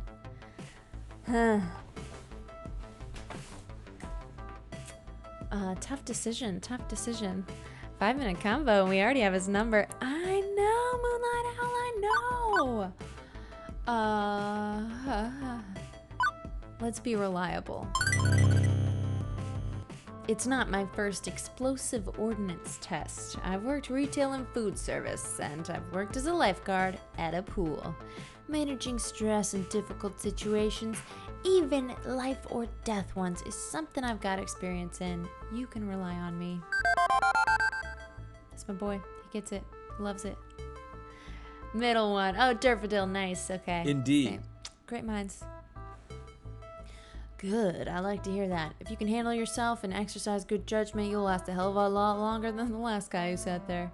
If you stay clear and honest with me, do your work, do it well, we'll get along swimmingly. Is that a pool joke? Because you know I'm a lifeguard and I will jump in and save you, Gavin. Let me just tug on your tie. I have enough problems keeping this magical arc of hopes and wishes afloat. Please, don't add to my problems. You are my magical arc of hopes and wishes. Magical arc of what now? He says again, a stress release gesture, but his expression softens somewhat afterwards. I take it Francine told you her theory, that this is more than just a job, more than just an arcade. Yeah, that's what she said. Oh, I'm sorry, your buttons are about to snap off. Do you want me to just undo them, or? I'm not into dressing up words. I like to speak plain. If I'm curt, then that's because optimization is a factor of my job. Right. Everybody working here wants to work here. This is where they belong, for one reason or another. Pretty sweet. Hard to have a job nowadays, you know? I love chaos. I love wrangling chaos specifically. Ooh. You know, my middle name is Chaos. The arcade industry wrangle is me? high risk, high reward. I manage that risk so that they can also find happiness in their lives. Sweet. Everybody in this business has a dream they're chasing. It's a fragile thing, prone to getting crushed by hard reality. Wait, really? Okay. My job is to see to it that never happens. Never let anyone's dreams get crushed in your arcade. That includes Got it. Francine, who deserves better in her twilight years than desperately propping up a semi-failing business. So, oh gosh. you That's find bleak. some value in this place beyond your salary, or you'll burn out. Trust me. Last guy to sit there burned out hard. Legit.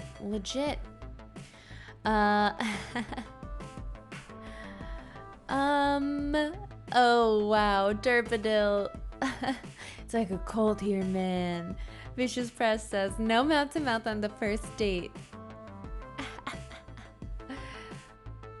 Now, can I trust you to mesh with our merry misfits? I don't know. Maybe we should just have a one-on-one mesh dinner tonight.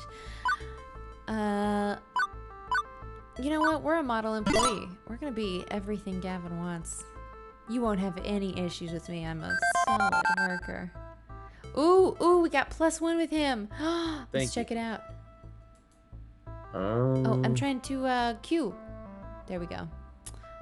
All right. Ooh, we scored. We scored with him. He loves it. Big fan. Okay, I clicked too fast. May have skipped some dialogue. Sorry about that. Anyway, I need to go prepare your paperwork. Technically, you shouldn't be working until we've crossed the I's and dotted the T's, but since I'm already sitting here, you'd rather I stuck around? That would be accurate. If you're willing to fudge things a bit and work today anyway, it'd help us out a lot. Now, if you don't mind, Naomi could use a hand in the workshop. A good opportunity to introduce yourself as well. Got it. Wait, someone else is here? I haven't seen anyone else. Yeah, that sounds like Naomi. Her workshop's through that door. The one next to the UFO catcher, the crane game, to use layman's terms. UFO catcher? Never heard it called that. Crossed I's and dotted T's? Uh-oh. Yeah. Got it. See you later, yummy. What'd you call me? Gavin. I said Gavin is what I said that you heard. Satisfied for now. Gavin heads in the back, presumably to the office, go crunch those numbers and do some crunches, because we saw those abs. If Francine's really taking a nap back there, hopefully he's going to crunch quietly. In hindsight, well, Gavin's still super hot, not gonna lie. Personality-wise, I'm not sure what to make it of him. He was blunt like a baseball bat, sure, but he seems to get Francine's ideals. I think there could be some kindness buried under his matter-of-fact exterior. We'll see. Anyway, I should go meet my next coworker, this Naomi that he mentioned. Although I could swear Francine and I were the only ones here until now. A double door, also marked employees only, also with an apostrophe, leads from the arcade floor to what feels like an industrial area of some sort. I turn the handle and step inside.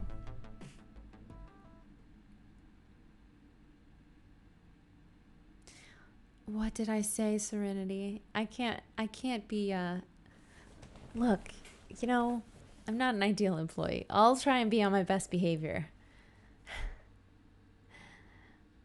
Maybe, Kenji, it's because I've been sitting out in the bright sunshine, swimming in a ice cold creek bed. My hair looks lighter, as you mentioned. I'm wondering if a board game based off a dating game would be good. There is a 2-person game. Oh shoot, somebody's gonna know it in chat. It simulates dating. It's a 2-player game. It's pretty cool. In a little room tucked away between the back offices and the Funplex front, I find what is very likely this Naomi, spoken only of in myth and legend. Hello, lower back. Okay. A girl about my age, but certainly not my height, is tinkering away on what looks like an old tube-style monitor. I didn't realize I had so many circuits. She doesn't notice me when I come in, too busy soldering a capacitor into place. The lingering smell of melting metals fills the air of the poorly ventilated workshop. Excuse me? For lack of a better way to interrupt her. I was worried no matter what I did, she might, I don't know, burn her fingers or jump so high she hit the ceiling or something. Fortunately, the shock's not quite that intense. Oh, cutie. Hello. Hey, you know this room is for employees only. Cool, Naomi, I'm your new employee. Oh my god, we're gonna be BFFs. She said with no apostrophe. Are you lost? Do you need something? I'm Ari Cater. I'm the new floor attendant starting today. Oh! Where's your hand? Hi. I didn't realize Francine already found someone. Francine is really good at hiring very attractive employees. Yeah, where's our name tag? I think it's with our paperwork Gavin's gonna get to us. Isn't that just dream date? No, there's a board game. Oh gosh, hold on, let me find it.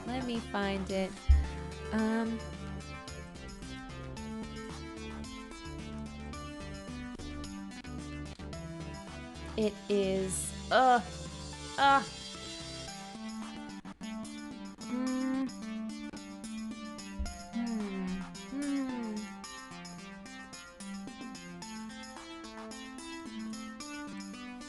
Okay, I'm deeply upset. I can't remember the name of this game. It's,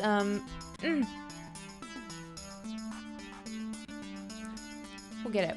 Fog of Love! MJ Nightcrawler for the win! Bow, bow, bow, bow, bow! Fog of Love is a two-person board game where you enact different dating scenarios and you have separate goals and then you go through the process of dating. It's a very good game. Very well designed. All right. Hi, I didn't realize Francine already found someone. I guess I forgot to check my text. Whoops. Oh. She spares a glance at her phone on the nearby workbench where a huge stack of green notification messages lie and wait. One thought comes to mind on actually seeing her. No wonder I didn't notice her. She was totally focused on the task. I always assumed retro arcade nerds were fat middle-aged guys. Oh my god, she's so cute. I want to hug her, but that would be super inappropriate. I am but a weak-willed human being, one who grew up feeling mighty funny whenever I saw Velma from Scooby-Doo. There's seen love too, you know? And when I moved from school to school, a social outcast, I was drawn to fellow outcasts in turn. Still, beyond my weird libido, mostly I notice how much she's smiling as she welds that little thing onto the bigger thing. She's just so happy and at peace, and I can appreciate that joy in one's nerdy passions. Anyway, I'm Naomi Fairchild, the Funplex's techie. Hi! Pleased to meet you. I was expecting Gavin, though. He usually checks up on me about now. Oh, really? You and Gavin? He's busy doing strange things with numbers. Ugh, yeah, that sounds like Gavin.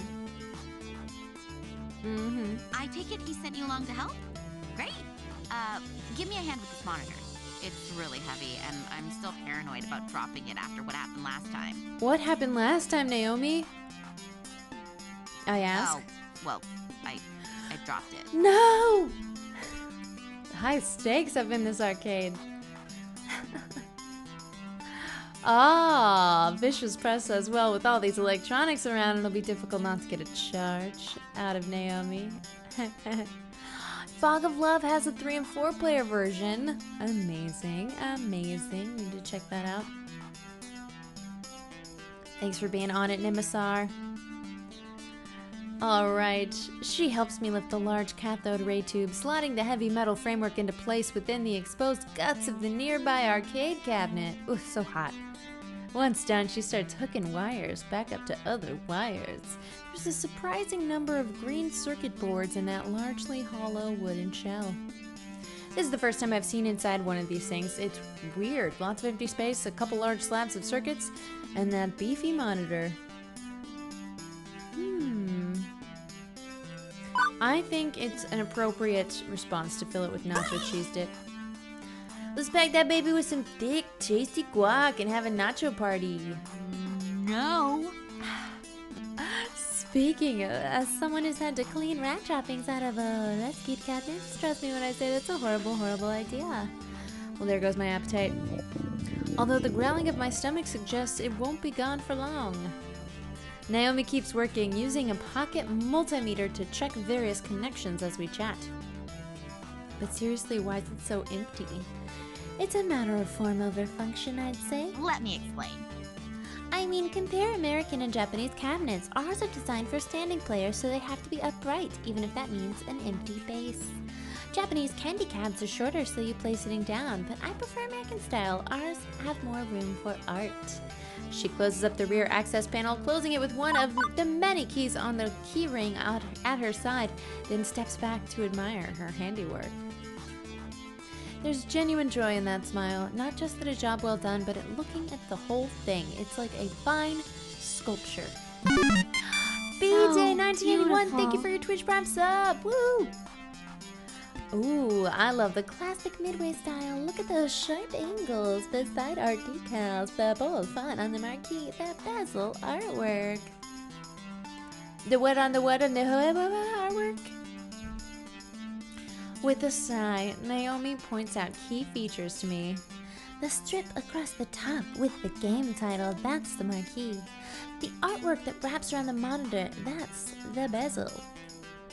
I mean, you see it too, right? How beautiful and cohesive it all is, working in harmony to give this game its own unique feel, its own experience. As for me, well...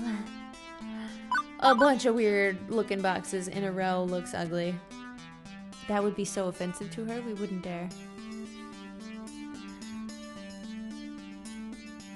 You don't like how I pronounced it? Multimeter. I think they all work. Okay, so you're a resident game historian then? I think she's gonna like this agreement here. The way she stares lovingly at this. Well, honestly, this box of wooden circuits and vacuum tubes and stuff, I think I understand. It was made to be one whole thing. The art, the style, and of course the game itself. All of it part of the same experience. Everything about this game is the game. If you run it in an emulator on a game console instead, it's made lesser. Yeah, I guess I can see it. It's beautiful. Oh, good. Naomi lights up with joy like a pinball machine. Pew, pew. That's the sound of a pinball machine. All twinkly and shiny. Woohoo! Finally! So few people really understand the beauty of a classic arcade game. Having someone I can talk to about this stuff is really going to be great. Especially with that jerk Gavin running the numbers. Gavin? What's wrong with Gavin? That's my other boyfriend. I don't know. Don't get me wrong, I can get along with him generally, but his whole attitude is just... ooh. Ugh. All he really cares about is money. He keeps the arcade running, yeah, but I just know if he had his way, he'd gut the whole place. If anybody's gonna ruin the Funplex, it's him. Mark my words, it's inevitable. Oh my god, Francine is gonna die. We're gonna have to pick who takes over. Yeah, that's logical. Aluminium. Oh no, no. I played this game camping yesterday with my Australian friend. If you sound out each syllable, there's no I there. There's no second I. Aluminum. That's the syllables. Of course she's a Midway girl. Well, at least we won't get bored if we pursue her. Is this a pun? Alright. He seems easy enough to get along with, and what's more, Gavin gave me that whole speech about protecting their dreams. This looks like a pretty sore point here, a long-standing argument with that new gal. We really shouldn't get involved with it. And yet I'm involved, aren't I? I have to work with both Naomi and Gavin, so I'm not sure I should prod at it, but I kind of want to know, too.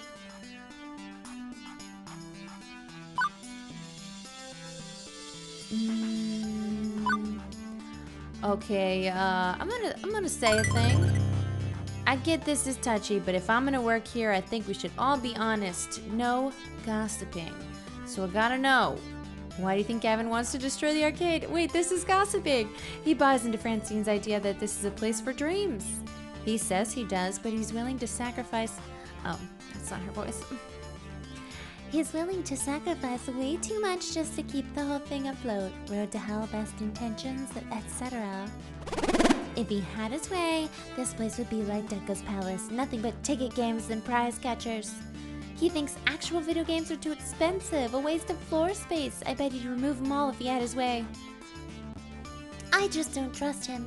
I don't trust him to do the right thing. But that's my problem, not yours. Sorry to drop gossip on your head like this. Thanks for hearing me out anyway. Right, let's get back to work, shall we? Now for the less fun part. Uh-oh, cleaning out rat poo. You seem a strong, strapping kind of gal. Well, a strong gal, at least. Well, you're a gal. That's enough. I'm semi-insulted then? Okay. Let's get to it. Right, a little to the left now. My left. Oh, you're right. Careful. Right, forward, not to the right, keep it coming, and there, carefully tip it into place. Victory!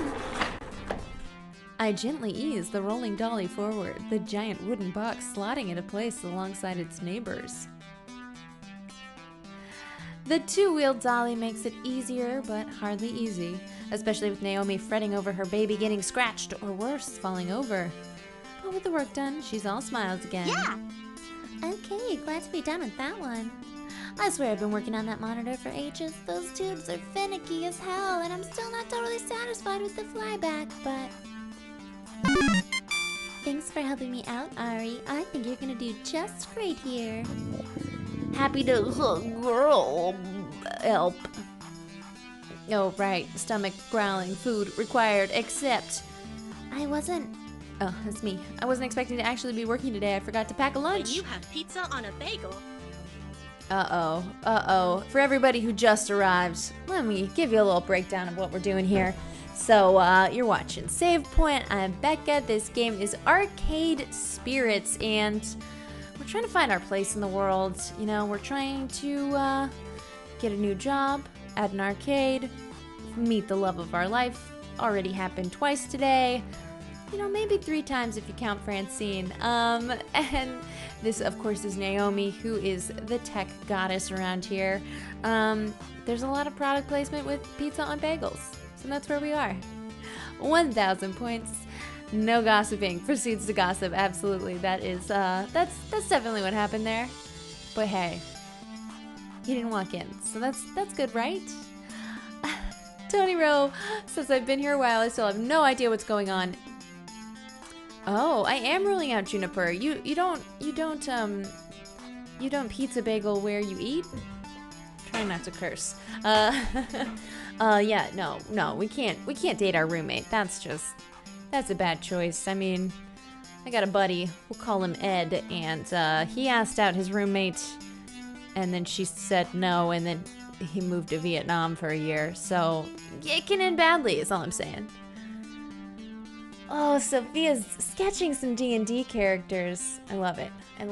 We got artsy people over in the YouTube chat.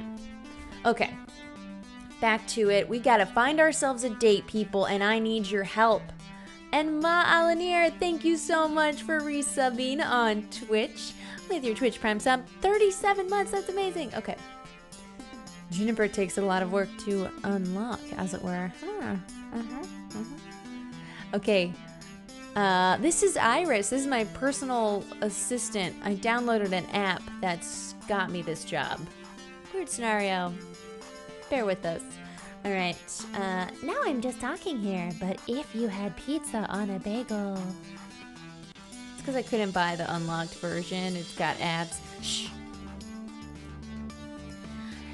Hey, so any good restaurants in walking distance? I think that bookstore next door sells donuts and stuff, but... Oh, no, not really, unfortunately. I mean, there's a cheapo web sub sandwich place, but even if that stuff is super tasty, you don't want to go there. You need to eat healthy. Hey, I know. Wait right here. And she's off scurrying back to her hidey hole. And she's back, scurrying from her hidey hole. Oh. Lunchtime. Here you go. She presses a boxed lunch into my hands. Hello. Love it. Love her. This is all I could dream of. It's a bento box. Wait, she made this? I learned how to make them from my mom, who learned from her mom back when they lived in Japan. Rice and pickles, all sorts of good, healthy things. Wait, you're giving me your lunch? Sure, why not? Cause you gotta eat food, and then okay.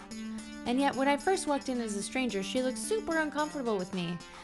That escalated quickly. What'll you have for lunch then? Oh, I can just get some nachos from the vending machine or go hit the whole story next door. I've got a book delivery to pick up anyway. But you said eating healthy was important, Naomi. Wow. See you after lunch, she says. Okay. She's calling it. She's shouting it. I just learned this phrase from a David Sedaris book. It's called shouting lunch. It means nobody else can argue and you get to buy. Is this the phrase that you all have heard of? Yeah, the web sub, of course, is that other restaurant we won't mention. But judging from my friends that that in high school worked at the local Subway, I'd say you don't want to know what really happens to those vegetables in the back. I thought it was sushi she was going to give you. Well, technically a bento box usually has sushi in it, right? And now eating fresh for Naomi. I can't help but think she was just looking for an excuse to go get some junk food instead. Naomi definitely reminds me of some friends I made back in school. A little weird, a little obsessive about things, but charmingly so. We seem to think alike in a lot of ways. I think we'll get along just fine. But am I silly to hold out hope for, I don't know, more? First day on the job, Ari, get your head on straight. And yet she did give me her lunch. Me, a total stranger. Gotta be something there, right? So, bento box. I've only seen these in anime. It's cute. Hopefully has plenty of calories, too. Armed with a box of health food, I retired to the employee lounge to get my munch on. No apostrophe there, you'll note. The room where I had my bizarre job interview will suffice for food times. It's not much. A few folding chairs and a kitchenette, but it'll do. Utterly famished by this point, I have a seat and unpack my loaned lunch. Oh God. No. Oh God. Terrifying. Incoherent screaming. With my mind and body screaming wildly, my paralyzed form is unable to move from the vision of terror before me. The half-person, half-animal waves their appendages in front of me, likely closing in for the kill. Waking Nightmare says, "Hello? Anyone in there? See, nothing to be afraid of." I see. Looks like you've stabilized. I was worried I scared the life right out of you. Hey, so I'm sorry if I traumatized you. Really. Can we start over, maybe? Maybe. Is your name Walking Nightmare? I nod my head slowly, although that could just be muscle spasms from being in shock. I'm Ashley. Hi, Ashley. And I'm Ari. I'm also Pinky, the Funplex Flamingo. It's my secret, yet not so secret identity. Okay. Wow, why would they hide such a cute face inside of a pink flamingo? What, the Funplex, what now? This is almost too much to take in. Gavin was a bit of a lot. Naomi was off the scale cheerful. And I've met some really intense people so far. Did you sneak into the employee section just to get my autograph? How'd you know? No. Oh, I thought you would recognize Pinky from all the signs around the arcade. Pinky What's is wrong the with this woman? mascot of the Funplex, after No, all. I'm a grown adult. Why? That's... A child wouldn't even... Okay. No. I mean, I work here. You work here? Since when? Today. Oh my gosh. Charlotte just asked if Iris has stolen my soul yet. Our soul. Not yet, Charlotte. We're just meeting all of the hotties that work here. This is hottie number 3, we'll go with. Today, this morning, to be specific. Oh, awesome! Welcome to the Funplex. Welcome! I love it. Its eyes are in the side of its head. What? Vicious Press, you're right. It's disturbing. We do need that name tag. It would have been way cooler if you were just so enamored with the chibi flamingo creature plastered on every wall that you had to know more. Let's see. You could have stealthily maneuvered your way through all the games, sliding right up to the employees only door. But how did you get the door code? Ooh. Of course. You would have collected the password on a piece of paper that fell from Gavin's pocket. You searched your heart and decided that 4-digit number had to be the intel you needed. Let's see. Next, you needed to lie and wait for the opportune moment to punch in that secret key code just to find me. It just keeps going and going. I like her. She's all about the theories. She's definitely passionate about this fictional scenario. She's got quite the imagination. Is that how I come across people, as a creepy trespasser? No, we have a coordinated blue hair, blue sweatshirt look going on.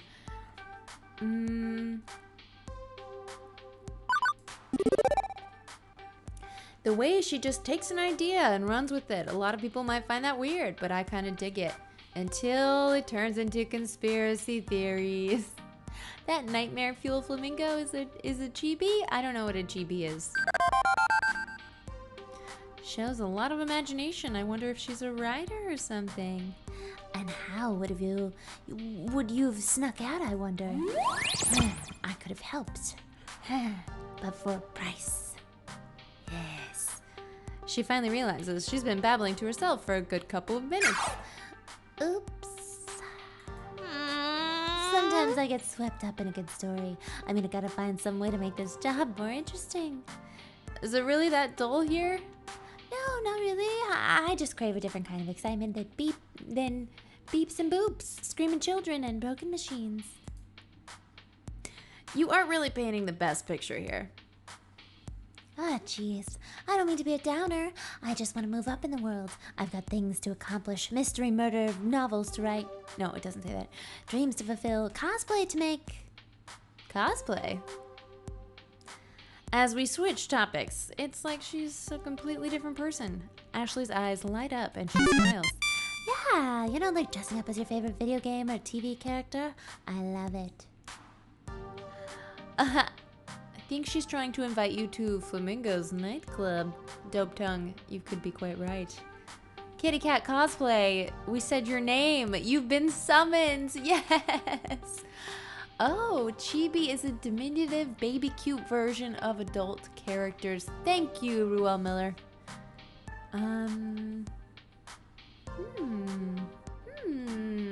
What else? Purple Mystic, thank you so much for your resub on Geek and Sundry Switch channel. Chibi is Japanese slang for small or short. When chibi is used in manga and anime, it tends to have a positive kawaii connotation. I love it. Thank you, thank you. I'm still hoping for that ringer from Aftermath voice that Becca does. Tony Rowe. I've done so many stupid voices in my life. I can't remember that voice.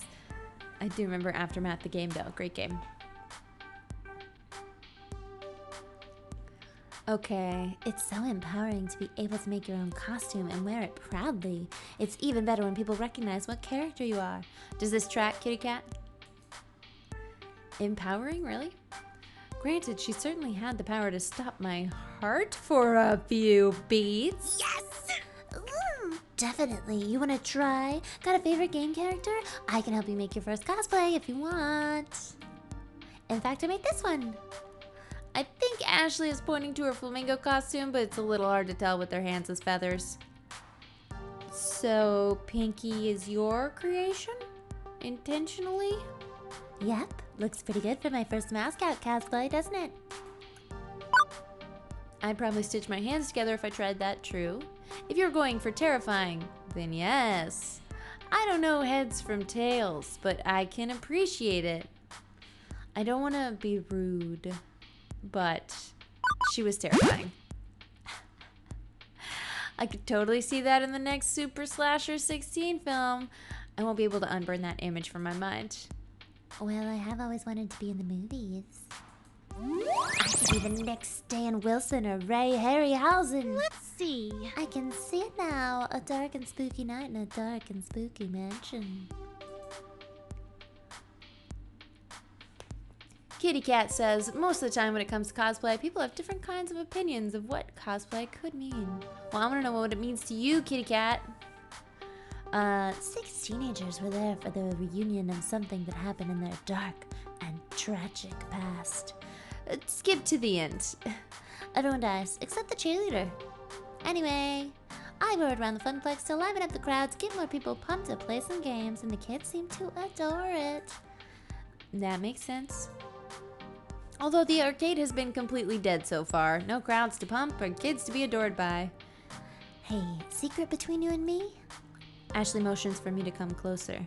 She leans in, glances around the room once, and then talks in a hushed tone. I did some repairs on Pinky overnight. Uh-oh, she stitched zombie body parts to it. She killed somebody and put their skin on the inside. No, am I jumping to conclusions? Okay, I had to restitch to the left arm, and I was giving her an old test drive to make sure it doesn't fall off. huh, limbs falling off seems bad. Oh, it was. Yesterday I was dancing with a little girl. Must have been like 5, 6 years max. Anyway, we were next to Showtime stage when she tugged on my arm and whoosh! Off came the arm. The girl instantly started bawling. Well, at least you are consistently scaring people and it's not just me. Nope. Hey now. I don't want that to happen again. I felt so bad. But enough about me. What about you? So you're Carl's replacement? I guess so. I'm the new floor attendant. I attend to the floor. The floor is a thing I am attending to when I'm not going into cardiac arrest. At least you're funnier than Carl, that's for sure. I can't wait to go home and tell Juniper I do have a sense of humor. She'll be so proud. I assume you've already met Francine, but have you had a chance to meet Gavin and Naomi yet? Uh-huh, I met them already, although it seems like they aren't too keen on each other. Right? Ashley rolls her eyes and lets out a sigh. I wish they would hurry up and make out already. Yeah. With me? I mean, wait, huh? Seriously? So they're going out? Nope. But they always bicker like an old married couple. It's a classic anime cliche. The ones who fight always end up together. Mark my words, Ari. Consider them marked. Oh, pause. We gotta hear about Kitty Cat. Okay. Your thoughts on cosplay. For some, cosplaying is a hobby that is similar to theatrical performance, and for some, it could mean they really want to do it for fun, or they really like one particular character. Oh, she would fit in. Wait, what is this place called? Flamingo Land, Charlotte. It's not a perfect solution, but good luck if you do try it. Oh, you guys are talking about arts and craftsy stuff. Love it. Love it, Sophia and Nathan. And I really want to have fun with mine and always plan on getting away from society to try and socialize with others that have never met. I love it. I love it. You do it to meet people. That's very cool. Angst Haze. I'm not 100% trespasser. I work here. I just don't have a name tag yet. Five Nights at Freddy's confirmed. We don't speak of Carl. Not since Francine sacrificed him to the elder gods. I knew it, Vicious Press. I knew it. Oh man, did we get a raid? We just popped off. All right. Welcome everybody that's just joining us on the Geek and Sundry Twitch channel. We're also on YouTube and on Nerdist and Geek and Sundry over there. And Yogg Sogod got him. Yes. We're playing Arcade Spirits. We're trying to, you know, hook up with everybody that works in this arcade because we got a job just to do that. We're looking to improve our life, and so I will need your help in this process. Beep, beep. Also we have like a magical fairy that lives in an app in our phone named Iris. Beep, beep, beep, beep, beep, beep, Ari. Wait, hold on, I've given them all the same voice. What's that sound? Drat, I set an alarm for when my lunch break was over. Time to go back to the grindstone. I didn't even get a chance to eat. What? No! That's no good. Ari needs her calories. Yeah, okay. Third person, that's fine. We just met, though. You eat up. I'll go watch the floor. In fact, how about I take over the ticket desk for the next shift? Why are they all sucking up to me? You can do my job and wander the floor a bit. I don't have a sweet flamingo costume, though. But fair enough, thanks. Ashley winks before her face disappears into the dark recesses of that inhuman mask. It really is terrifying. As I'm wolfing down rice in the shape of a little heart, wow, it occurs to me I didn't actually ponder my first impressions of Ashley yet. What do we think, everybody? Let's see. She's very imaginative. Okay, she's pretty amazing. I like her enthusiasm about her art. She's got a lot going on in that head of hers. I just don't understand it all. Or total cutie, I'm aboard the Pinky train. Choo choo. I know that sounds naughty. Pinky is the name of her flamingo. That poor penguin on a wire in the background. I know, it's great, right? I think she's a little confusing. I can't imagine always living your life vicariously through a fantasy. Okay, not that I don't do that.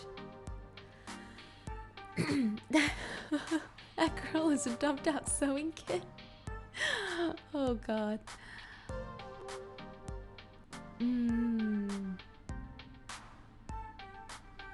The question isn't what you are, but how you come across, and 100% of people have thought I was a trespasser.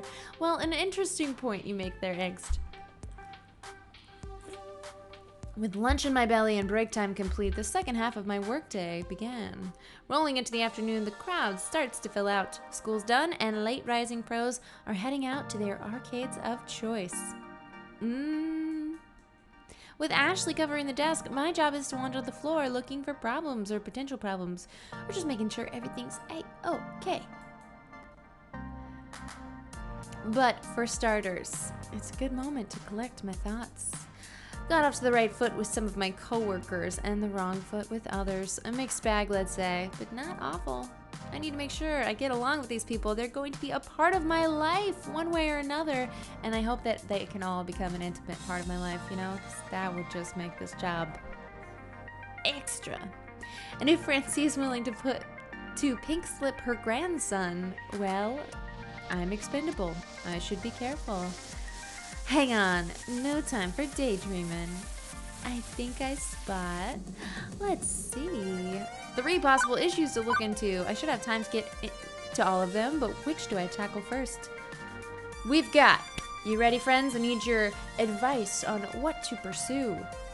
Will it be an irate customer near Mr. Moopy's magic maze? Someone cursing up a storm at Fist of Discomfort? Or a loud crowd around Showtime stage? Okay, I need some votes in the chat.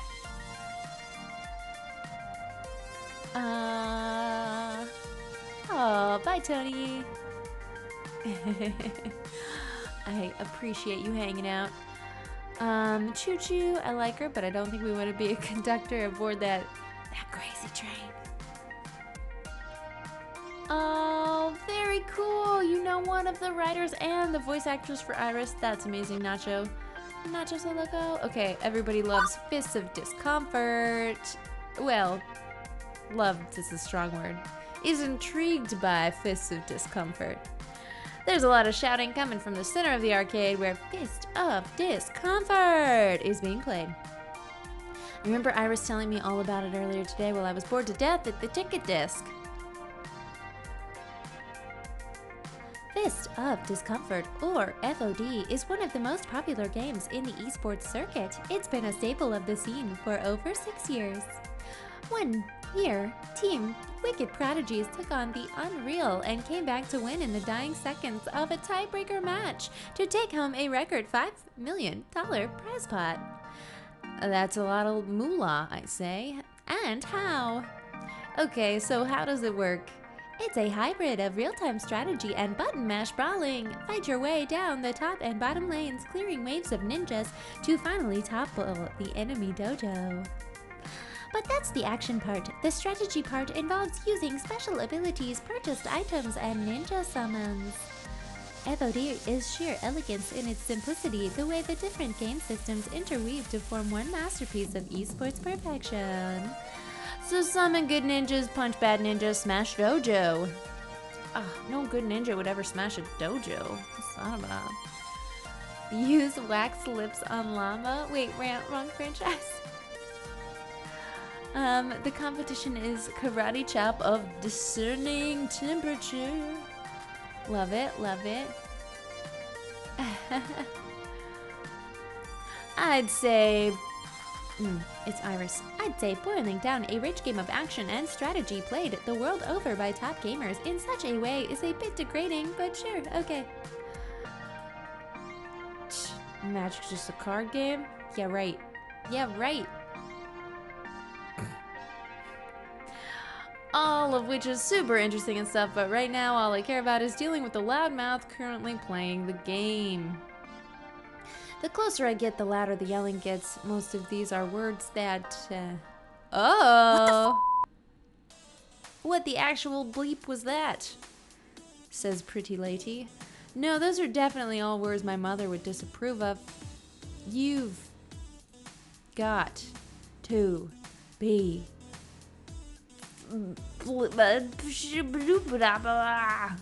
That's how you say that, I think. Me. There is no bleeping way that is even plausible. Those hitboxes don't even bleeping connect. Bleep this game. Bleep it all night long. Get wrecked. Ooh, Rando Calrissian. What is up? Pink-haired babe. Oh, this is far from over, scrub. I saved up a little something extra special for you.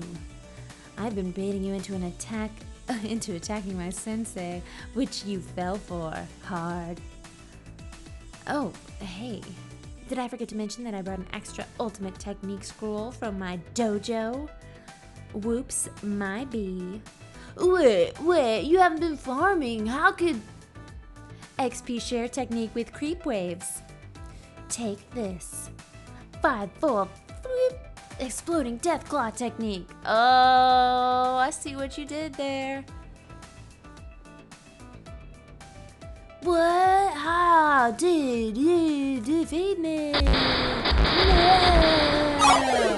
This is very inventive animating of a still image there. Oh, GG. Ooh, GG, baby. No one can defeat me, Queen Bee. Hey, Queen Bee. My dry eyes painfully blinking makes me realize I've been standing here watching intently during that whole exchange. I'm not 100% sure what just happened, but that didn't matter. I was completely sucked in. Couldn't tear my eyes away. It was like watching a train wreck. I mean, if the train was the arcade game and the wreck was that guy's face, but... Hey, kid. What are you staring at? My queen. Never seen a champion of my caliber before? Indeed, I have not. Dad, seeing as I don't even know how to begin to start even consider how to respond to her question, I opt to take a moment and collect my thoughts and my mental dojo. From what I've somehow gathered, she goes by Queen Bee. That jacket she's wearing identifies her as a member of the L7 Gaming, an arcade esports team. And she's the most direct, fierce person I've met all day. And that's saying a lot considering who I've run into so far.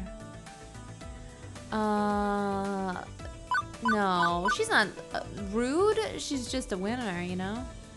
Talk about a dominating personality. I feel the urge to kneel and submit is exactly how I feel. Look, let's be frank about this. I know my taste. Queen Bee's got the whole package. Ooh, find that honey in her hive. The sass, the dirty mouth, the keen fashion sense, right? And, oh, be still, my subservient little heart. Hey, don't just stand there all weird and quiet-like. It's creepy. Sorry, Queen Bee. She snaps her fingers to grab my attention. Are you gonna quarter up or not? Think you can best the hottest rising star of L7? No. From what I've seen, I know I couldn't best a scrub, let alone a professionally competitive player of this game. Nope. No, thank you. Plus, I'm not sure I'm allowed to play games while I'm working. You work here? I really need to get a name tag. Oh, best not to bumble this up. Thank you, Vicious Press. Should we tell her to buzz off, or are we looking for some honey? Oh, you know I want that Queen Bee honey. Yes, me. And what's your job? Hassling me? Okay, she might be turned on by the attitude back at her. Pretending to work here. Hush. I enforce arcade law with this within this noble funplex. Yeah, that's the winner. You bet. In fact, I was just hired earlier. I'm the new floor attendant. If the game eats your quarter, come to me, little lady.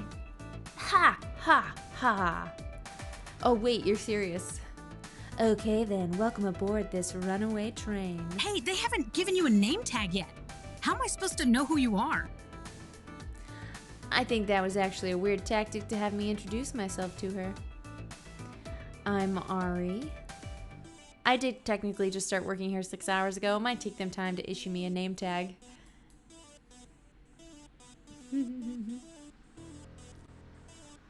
Dare you to pick one? Oh, 2 flower. Oh no. Could have gotten in a fight.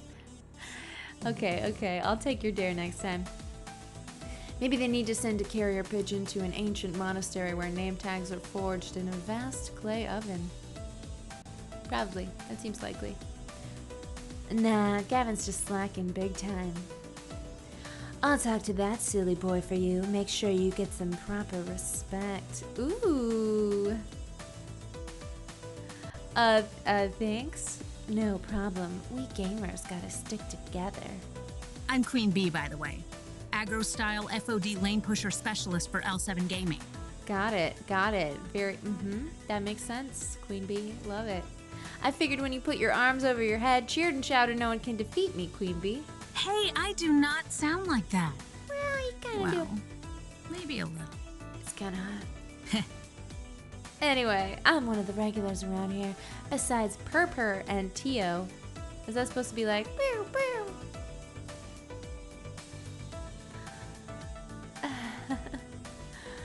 Anyway, I'm one of the regulars around here. Oh, yeah.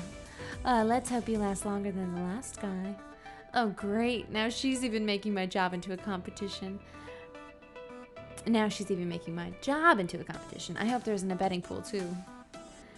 You look like a smart kid. You've seen one of my many streams on the internet, right? Nope. I literally have no idea what you were talking about. Really? Have you been living under a rock for the past decade? If you consider a small yet formidable apartment a rock, then yes. Oh, you sweet child. You are so innocent and pure. Come, let me show you the path to darkness that is the internet. Okay. 2 flower, what do you want me to pick? You wrote it.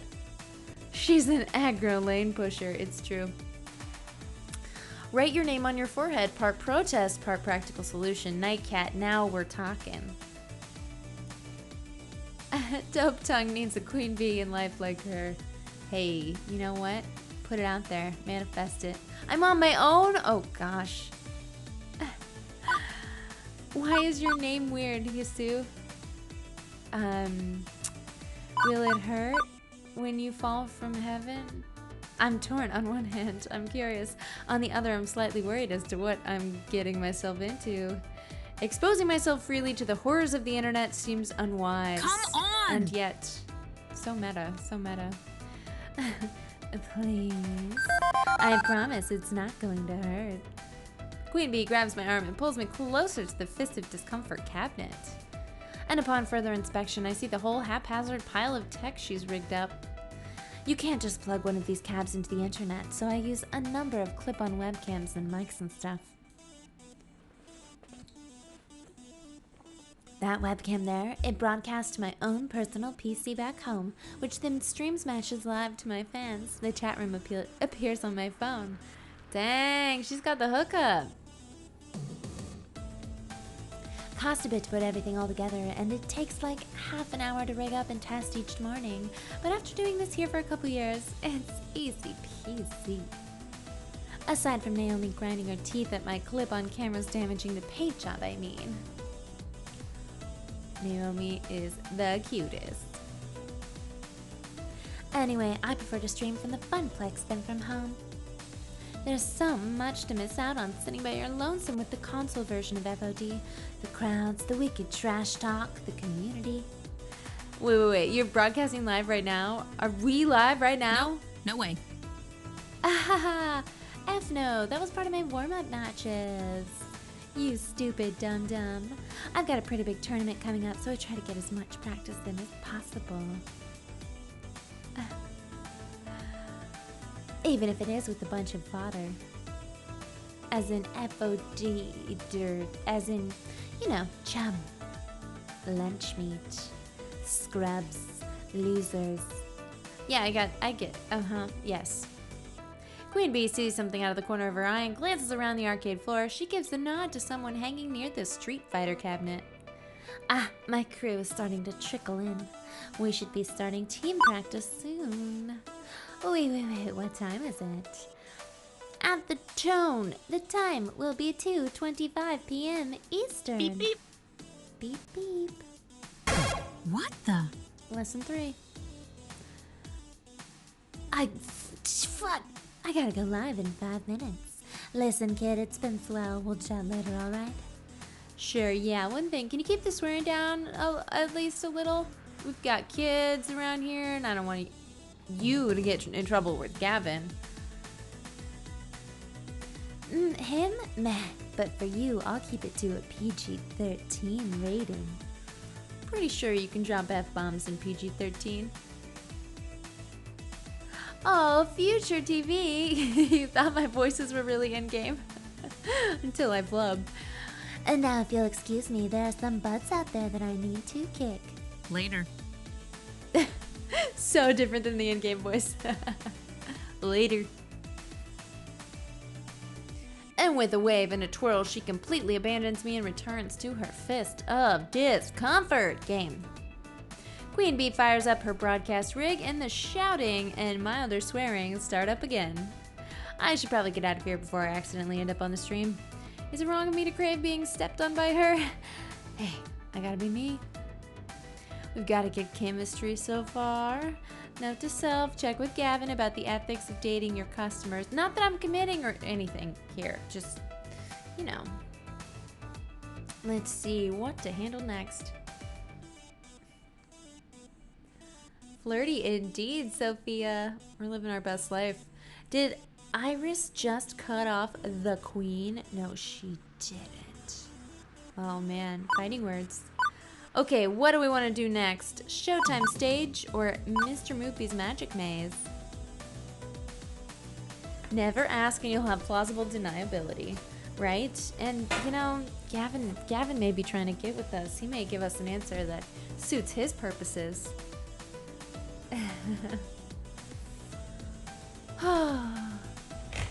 Diffuse irate first. Okay.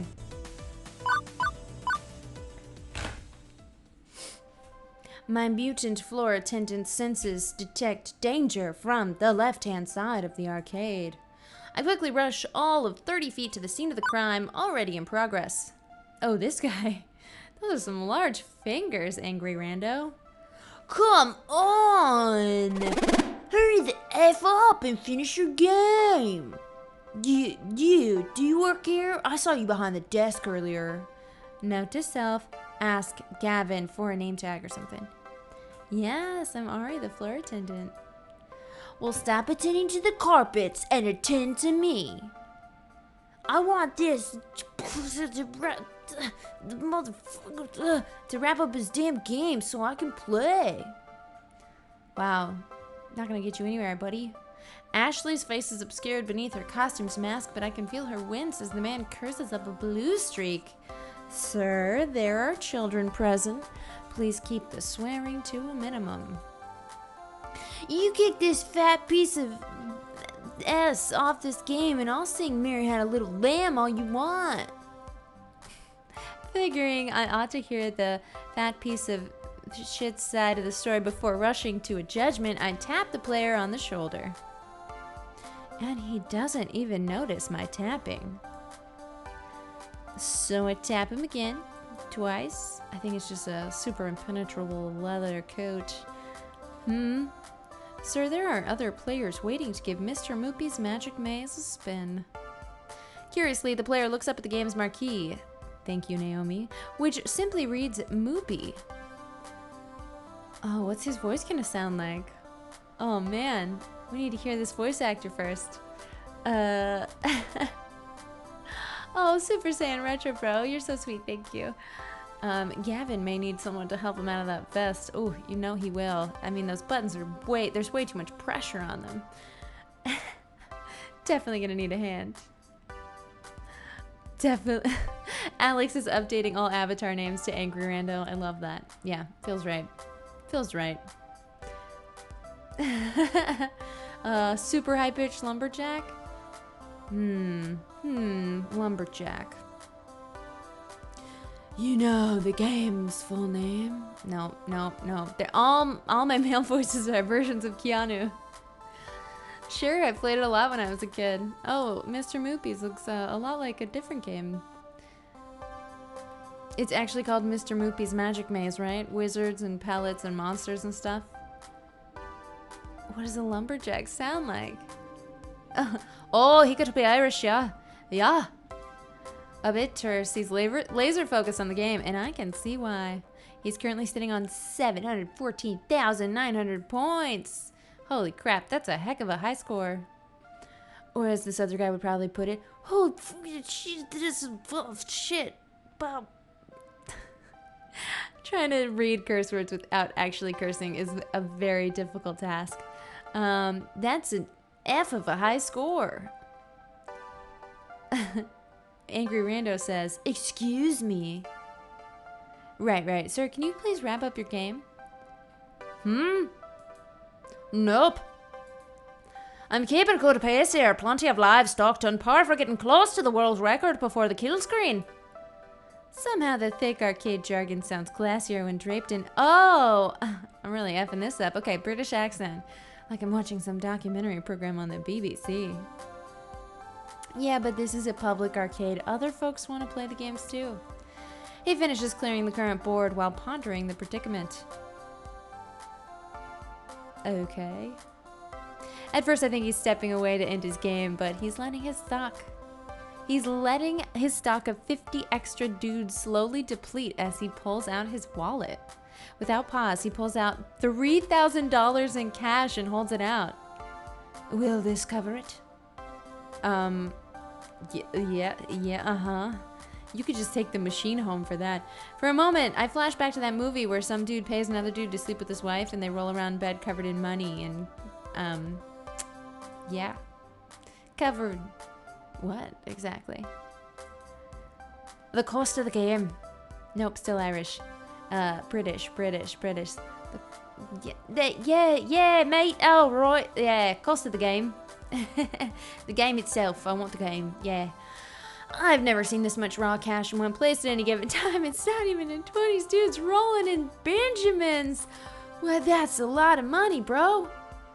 The one moment, please. On it.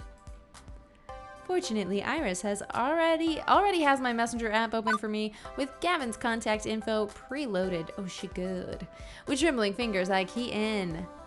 Customer wants to buy Moopy for 3K. What to do? In less than a minute, I have my response. Considering we paid $200 for it plus parts, yes, absolutely yes. Sell that relic immediately. Well, okay then. Although, how's Naomi gonna react to this? Offloading one of her darlings just because Gavin wants to make a 15-fold profit? I mean, that's a real big profit there. Okay, I went from British to American. I tried, Daniel, I tried! It also feels kind of weird to be taking advantage of this guy's lack of a grasp on the real cost of old arcade machines. I knew all this workplace drama was going to catch up to me at some point, but with this rando breathing down my neck, I gotta make a decision. I'm taking the money. 3,000 bucks? What? I'm gonna get promoted day one. Right? Wowzers, blimey, he can take the cabinet home. He can, right? Pip pip cheerio, absolutely. Pip pip cheerio indeed. Yeah, we're doing it. I have to talk to him in a British accent as myself, right? That's how accents work. 3K. Do you have more to spare, Mr. Rando? I'd say 3. Large is more than fair. It's all yours. I quickly pocket the money, feeling vaguely like a thief. A thief who will be eating well tonight, mind you. You want me to get the dolly and wheel this old thing out of here for you? But he shakes his head. Absolutely not. I'm leaving the game right where it is. But you bought it? So I can play it whenever I want, for as long as I want, provided nobody else is already paying, of course. Oh, playing. Wouldn't be proper to interrupt someone. But I wouldn't want to take it away from the Funplex. Naomi would cry. We can't have that, right? I guess not. Which leaves the rando hopping mad. To be fair, we had been kind of ignoring that he exists. What the F, man? What kind of an arcade is this anyway? F this, I'm going to Deco's Palace. And we just lost a customer, stomping his way out the door. Stomp, stomp, stomp. Whatever, I don't want this angry, mean customer. I want the handsome lumberjack, British guy. On the plus side, Naomi won't cry. On the negative side, I just drove a rando out into the cold. What a disagreeable fellow. Oh, there's the voice. That's what I've been waiting for. Haha, capitalism, destroy your dreams for money. Oh my gosh, Stefan, don't judge me. I just didn't like the rando. Why would I do anything nice for him? He was a real exclamation point at sign, if you know what I mean. As for the player, well, he goes right back to playing, eating pellets, zapping ghost monsters, clearing mazes. How does this guy... He's human trafficking or something. This guy is so sketch. How is he spending this much time in an arcade and making that much money? Maybe he's a heir to a large fortune. And I am sorry to say, as a British person, your British was not that good, but was possible. Becca's British accents are unique and special. Nightcan, you give me. I appreciate that. Sell it, pay off the rando to shut him up, but should have told Gavin the offer was 2K. Nightcan, I was thinking that in my head, and I didn't want everyone in chat to know what a scummy capitalist my instincts can sometimes be. Okay, with the crisis behind us, I can actually focus on who this gonzo rich guy actually is. He seems to care about more than just his game. Digging that dad bod. What do you think? What do you think? Did he rip off the joystick? No, we're seeing a partial view. It's not capitalism, it's lying for monetary gain. Wait. Dad bod. That cuddly, cozy teddy bear physique, the Benedict Cumberbatch accent, and he's soaked in compassion and empathy for others. And soaked in cash. Yes, please. He could have just waltzed out of here with that game. He didn't. He cares about more than money and more than his own high scores. He's more mature than me, but that's more than okay in my book. I've always been attracted to that age bracket. I'm sure he could teach me a thing or two. Ooh, about Moopy, I mean. So, you know Naomi. He's happy to talk even while playing. I'm a Funplex regular. My name's Percy. Percy, the Funplex regular. I'd hazard you're our new floor attendant. I was here when Francine seated you behind the desk earlier. Ah, yes, Percy, that's quite true, right. That's me, arcade wrangler at your service. It's a pleasure to make your acquaintance, and I look forward to getting to know you better. Oh, Percy, you don't say. I'd love to get to know you better as well. Can you stop doing my accent, please? So you've seriously just been playing Moopy all day? What can I say? It's my calling. All right. I actually owned a Moopy cabinet once. Had it in my flat. But playing it by myself, all alone in the dark, it's not the same. I get that. I need the atmosphere. He needs the atmosphere. That's how I feel about yoga, you know? Oh, Sophia's already in love with Percy. Okay, we found one for Sophia. I would love to hear her do a Cotswold accent, and she best not do a farmer accent because that is not the way we talk. Yeah, Cotswold accent, right? Hey, yeah. Beeps and boops. No, I can't. No, those you eventually learn to filter out. And not well. I mean, everything. The games, the lights, the kids, the feeling of being in an arcade. I score my best when I'm in real-world conditions. Same. With you. It's all about the emotions. The laughter and the tears. The excitement of competition. Oh, Percy. Yes, you get it. I need that swirling chaos of human emotions around me to play at my finest. I'm gonna turn this volume up a tad.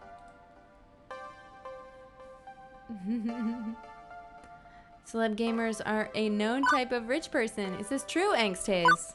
Alright, alright.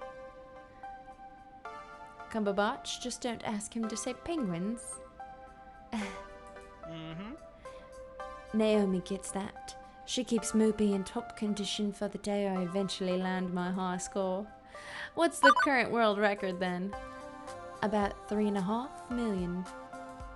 This guy's been standing here since I was working the morning shift, hours and hours, and he's still only about 720k into his game. Well, we really set him back, you know. New accent every 20 miles in the UK. Totally, totally. Ooh, he got the high score with Ari. It's true. Can't imagine him being in anything but top health condition to try this. Guy's gotta have legs made out of carbon fiber and a bladder of tungsten. Yeah. Love imagining what metals people's bladders might be made of. I just let a few extra lives drain out whenever I need to go pee. To the loo, he means. Also, he may be psychic. I feel like I should let him get back to his game, but burning questions, they burn like fire. You must have a solid job, good income, so gonna get your moopy dipped in gold, and your score's more important than your bank balance? I don't know, what do you think? What do you think? Did I say that aloud? Uh-oh, we just had the devil's amount of viewers. It's true, Super Saiyan Retro Bro. Uh-oh, just Donna loves Naomi. Okay, okay. His mother's Aussie, his dad's from the north, so his accent's a blend. Look, my only reference is my friend that I just went camping with, who is from Australia, so now those accents have all become one accent to me. Dipped in gold, says Vinitsky. Okay. If it was me tossing around green like that, I've had my game coated in solid gold and encrusted with diamonds. Gold's heavy. It break through the floor. At mentioning money, he loses interest. Not that he's annoyed, he's just far more focused on his maze than any financial tips. But you know, it'd be shiny, right? Right? Huh? Oh, the in-game voice is more Aussie than British. Okay, great. Don't think so. Percy, don't throw around money to impress people. Really seems like you did there, Percy. Really. Money removes obstacles, nothing more, nothing less. It's a tool like any other. I do day trading, stocks and bonds, but I'm here for Moopy, not to offer fiscal advice. Right. My ill-fated attempts at humor piffling out, I decide to let it go. He's getting more and more distracted by the game. I should leave him be. I have to do a thing about a thing. Be seeing you, Ms. Kada. Yet another weird encounter in a string of weird encounters. Well, that was odd. Initially, I was all like, "Dad bod, woo!" But as we kept talking, well, I don't know. I guess I'll have to wait and see with this guy. Let's see what to handle next. Just one option left. I hope you all are having a fun time watching Save Point. Thanks so much for being here, whether you're on Twitch or YouTube. Hello. Glad you're here. And maybe hit that subscribe or that follow button, or, you know, whatever suits your fancy. We're here every Thursday streaming. I would say more Australian than British, but then again, most Australians are descended from British immigrants. It's true. Similar accent. Very close. Suddenly, a human cyborg walks into the arcade. Threaded the needle and picked every single dialogue option he doesn't like. Mobby.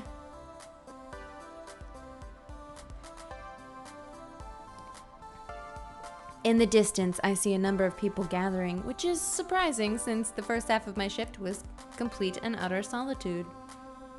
Don't get me wrong, I'm happy to see people do come to the arcade, but that's quite the crowd that's assembling. Like, larger than Queen Bee's team was, rowdier too. This has to be some fire code or safety protocol or something, right? Speaking as a citizen that enjoys living, having an escape route in case of emergency is necessary. Time to clear the way and pave my own path of safety. Pretty neon lights. As I approach, I see flashing neon lights accompanied by upbeat Europop drifts. It's an auditory flashback right back to 1980. Beep! I can't help but nod my head to the beat. A pulsating mass of people has surrounded Showtime stage, cheering on the current player. The game itself takes up a whole corner of the arcade, requiring a fair amount of space to actually play. Showtime Stage is an ultra-modern arcade smash hit. Oh, it's Iris. It uses motion tracking sensors hidden behind the color spotlights to check dance pose accuracy and score your sweet moves. It's pure dance fever. Can you catch the fever, Ari? I had my dance fever shots at the doctor's office earlier this season. As the dance ends, one of the players hops down from the stage and immediately starts talking to a young man leaning up against the back wall. Dancer. Did you see that, Teo? I got my first A on Stop the Beat. Hell yeah. Oh, Teo is a cutie and wears my favorite hairstyle. Yeah, dude, you're doing great. They're gonna be like real New Yorker though. Remember last month you couldn't even pass that song, baby. Totes impressive. I'm gonna keep practicing and one day maybe even surpass you. Hey, I hope you do. And when you do, you can be the one who brings in new dancers and teaches them how to play. As the next song starts, my eyes shift from their conversation to observe the gyrations and intricate limb movements coming from Showtime Stage. I feel my head bobbing and my foot tapping. Hey, it's a really catchy song, can you blame me? I'm getting really into it when I feel a hand on my shoulder. Oh my god, it's Gavin, we're in trouble. Care to dance? Teo, hello. How about you? You wanna take the spotlight? Wow, Teo. Wow. Teo. Teo? Chuck E. Cheese dances suggestively. Does the fact that I drool over everybody that passes affect the way other target characters react to one? Hard to say, hard to say. And that's if Pinky could keep its head on straight.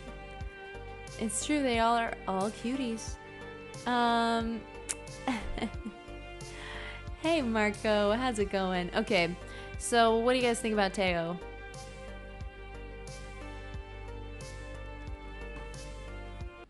Sure, I can learn as I go. What, in public? I think not. Or dance with a hottie like you? Absolutely. I think this is the one. I think we're doing it. I can feel my cheeks flush lightly. There was no option that says, I'm working.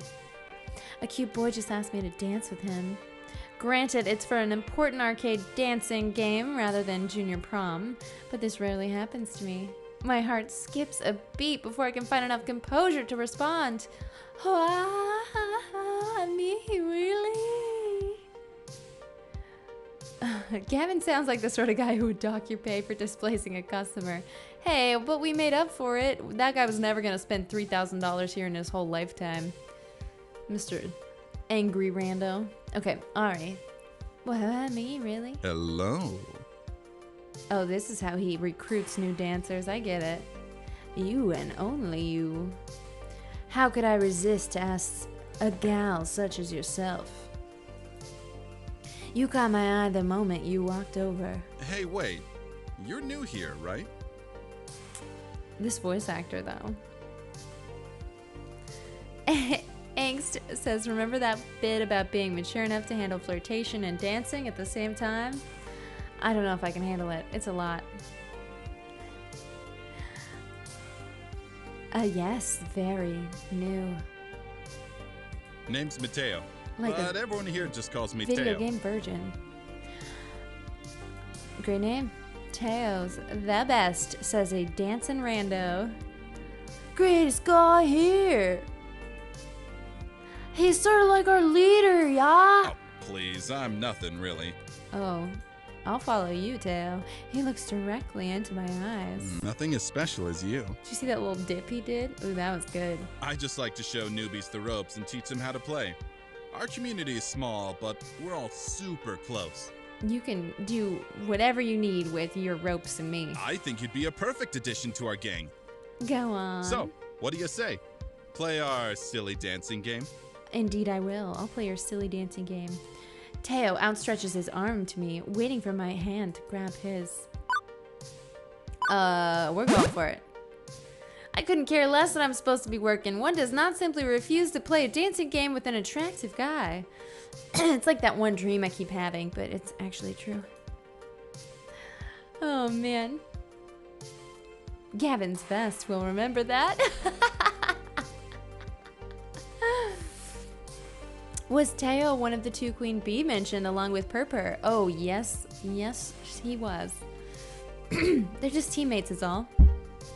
I mean, a different dream than the one where I'm giving a speech in front of the class and I forgot to put on pants.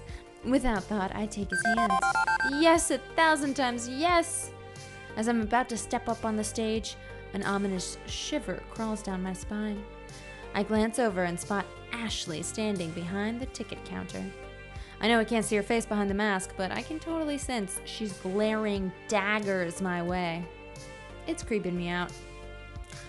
On second thought, I'm actually supposed to be working right now. I'm the new floor attendant, Ari. Really? But I haven't seen you around here at all. What happened to the other guy? He was actually pretty good at Showtime stage, now that I think about it. He's out, I'm in, bruh.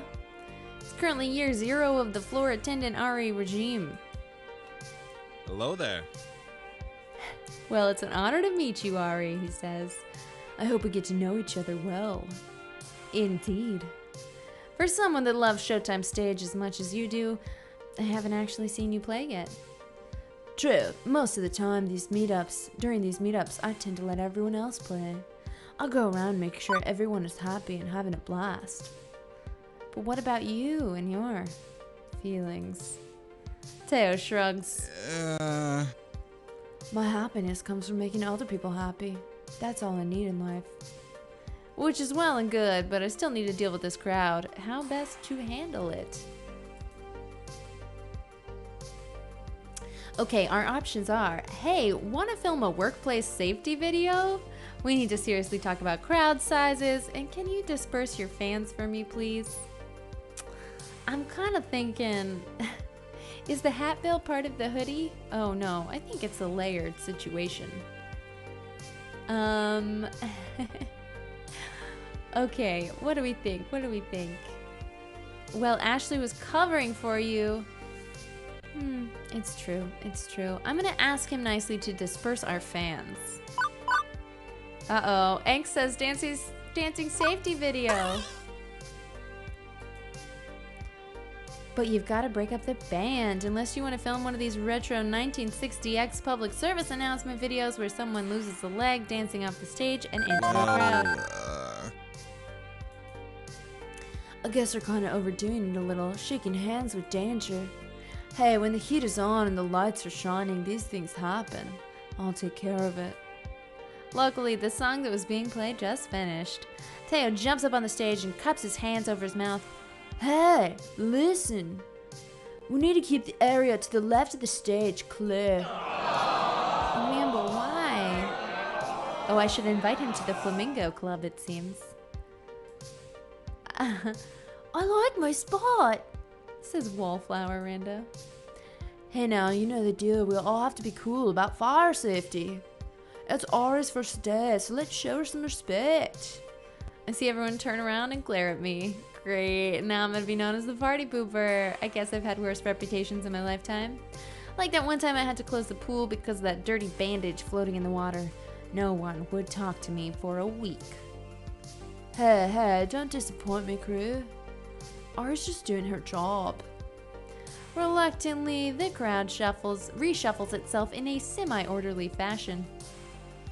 As everyone settles into a safer way of watching the game, Teo jumps down and comes back to me. He comes back to me. Wow, that character's over-sexualized. Why do games always do this? You are not wrong, I'm Wonka. But then again, at least it is sexualizing all genders equally, which is a beautiful thing, maybe. Because these people exist and draw a strong emotional response. Yeah.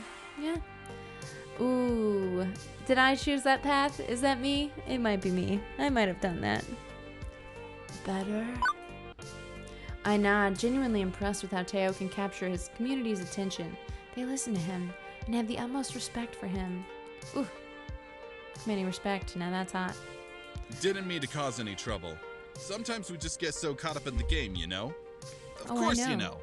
Mm-hmm. Hey, you should still join us later. Maybe when your shift's over. We'll all be here dancing until closing time. Got it. You're single-handedly keeping this place open.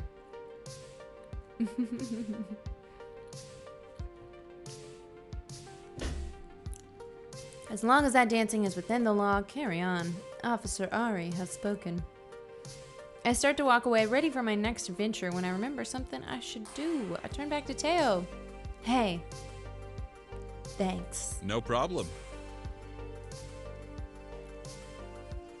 Well, I feel nice and accomplished. I was able to uphold the safety of the arcade and make a new friend. I say that's pretty good from a first day. Even Gavin's got to be impressed, right? With that business sorted out, it's time to leave Showtime stage. The arcade is now at peace. My work here is done. Well, actually, we're a few hours from closing time, so my work here isn't quite done, but you know. There he is. Hello, Buttons. I'm so at peace, in fact, that I don't even notice the underboss of the arcade sliding up on up behind me. Good day. He's proud of my work. Keeping tabs on me while others have been, and they've been texting me. You know, you should consider getting a proper group chat app going. I've got a crappy phone plan. My texts aren't free. A valid point. I'll look into that. Impressive. I'm impressed with how you handle yourself. I think you're going to work out just fine. Anyway, I've prepared your paperwork if you'd like to go sign it and make this working relationship a bit more above board. Yeah. So you're staying? Please tell me you're staying. I mean, I fed you and everything. Francine hasn't fired her yet, right? Creepy. An adorable nightmare joins the impromptu staff gathering. Ooh. Ari's off to a great start. Here's to your first day, followed by many more. Don't you two have jobs to attend to? Just ordered a replacement power supply for Robotron. Nothing left to do for the day. Not many kids around for me to entertain. Finally, a quiet moment. My dream job has been going a mile a minute since I got here. Huh. Is it my dream job? I told Francine I was looking for hope. I've been so used to life dumping all over me that I've come to expect the worst, generally. And yet, I can't say the Funplex has dumped on me. It's been hectic at times, a little too much, but not really in a bad way. I'm starting to get along with my coworkers. I'm helping people with their problems. Maybe I'm finding the hope I was looking for after all. A heartwarming tale of horny on Maine. We've only got a few hours till closing and it's nice and quiet. How about we game a bit? Naomi, you are speaking my language. Gavin says speaking for yourself. I've still got paperwork to handle. That's not his voice. The game has an ace arrow? Synonyms. Friendship path for folks who want it. It's not really a dating simulator. I love it. Do we get a name tag? Oh, come on. Don't act like you don't game. Irrelevant. I know your dirty little secret. Oh my god, what's his secret? What's his game? A romantic. Got it. I knew ace. I knew the ace one. But arrow is new to me. Thank you for teaching me a new term. Perhaps the texting is a retro chic. You sneak in early each morning to play pinball. You're a pinball wizard. Well, what of it? I bring order to chaos. Pinball is the very expression of that art form. Man, I never get pinball. Who's a pinball player? Oh, they are not synonyms. Thank you, Angst Haze.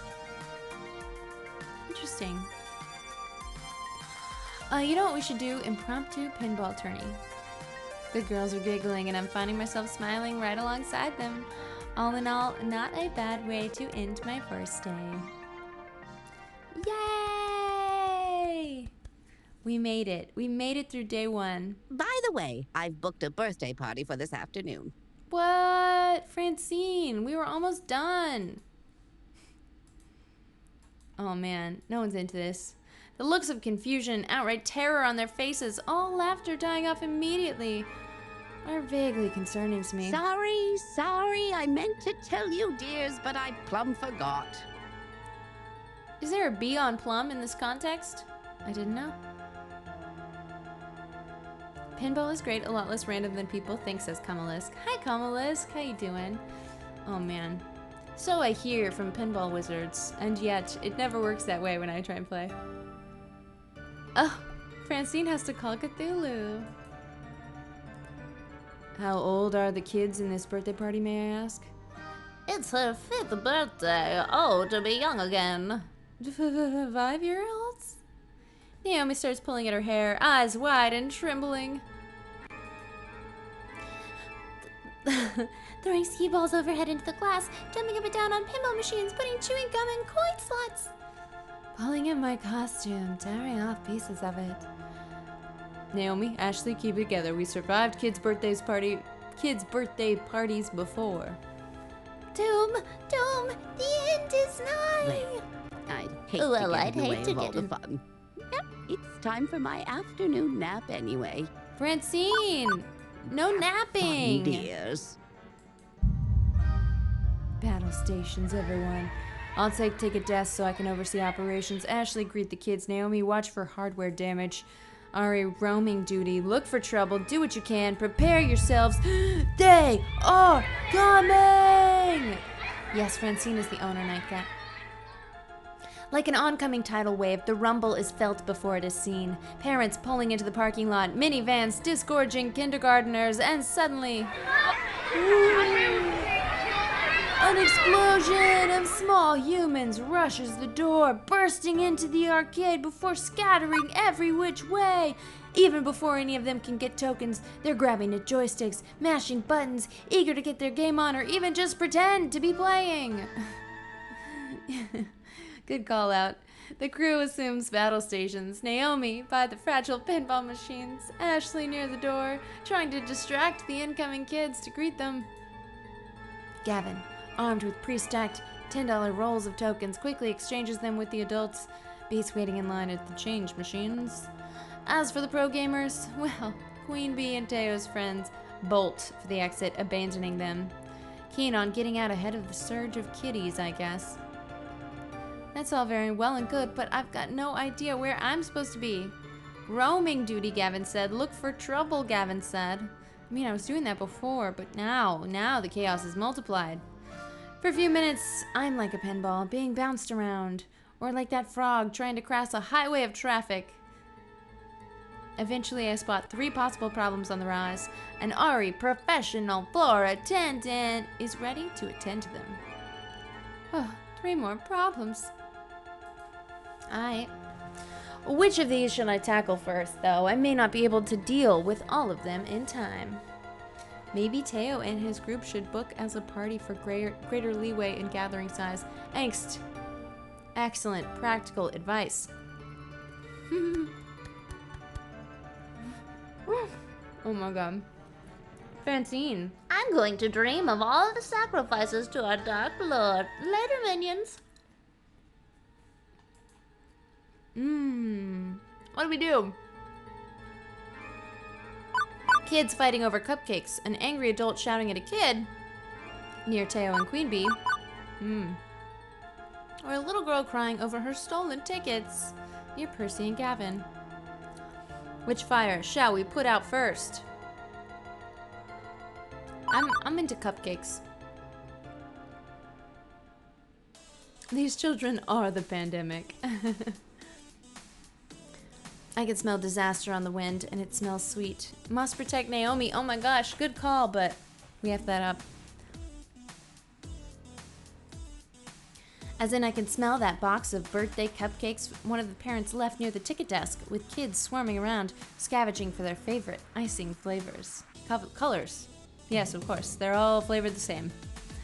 At first, my inner child is merely offended that someone thought of those icing blobbed cupcake cakes was superior to actual birthday cake.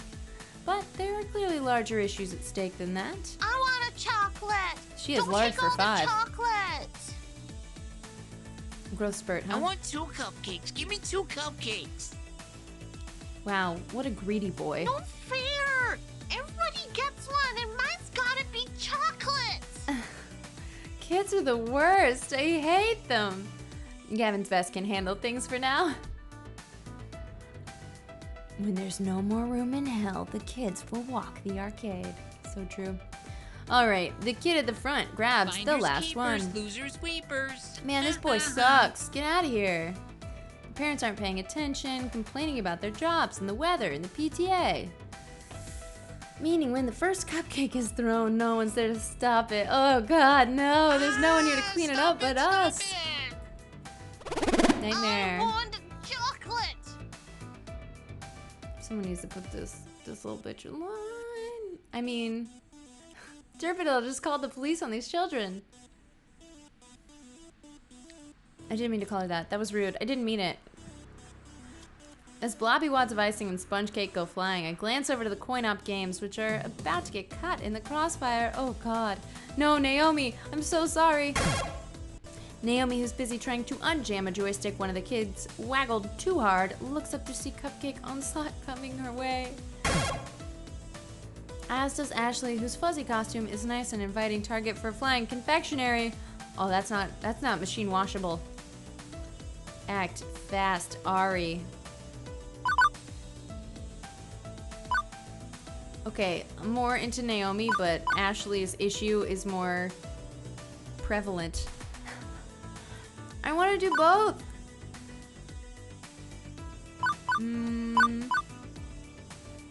I hurl myself into the action. Yes! Epic! That's the way to do it. I'm very proud of myself. Naomi's game pays the bills. Well, look, I just did it all.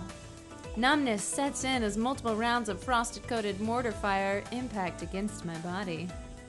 When I finally hit the ground, my clothes are totally ruined. But to be fair, you're wearing a hoodie.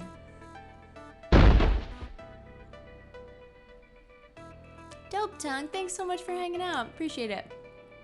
But alas, my noble sacrifice could not completely protect them. No!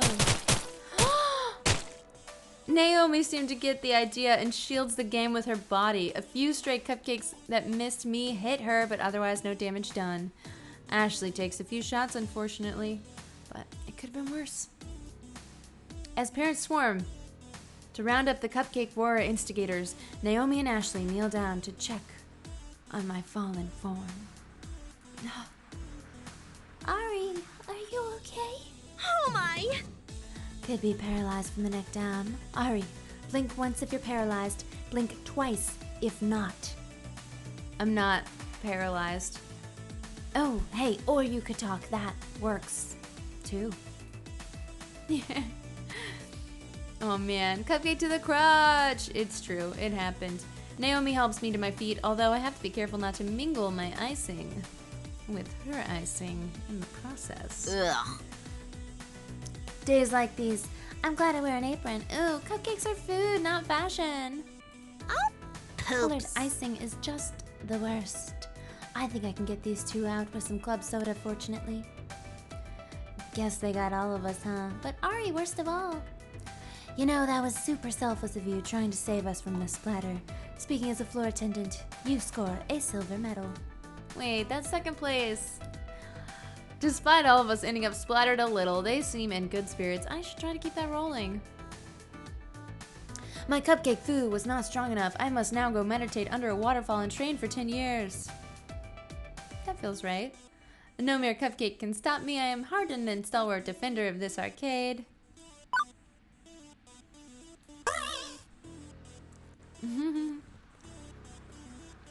I went for the mastery of mind control.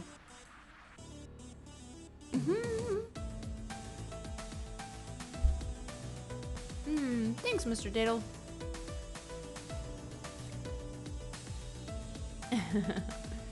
Alright. Waterfall will wash off the icing, too. Ooh. Naomi, would you like to join me? Just have Ashley daydream up a training montage for you. Same effect, but saves a lot of time. I am at your disposal, although my screenwriting fees are industry standard if you want the full Ashley treatment. Anyway, thanks, sorry. That was a complete mess, but it could have been more of a complete mess if you hadn't done that.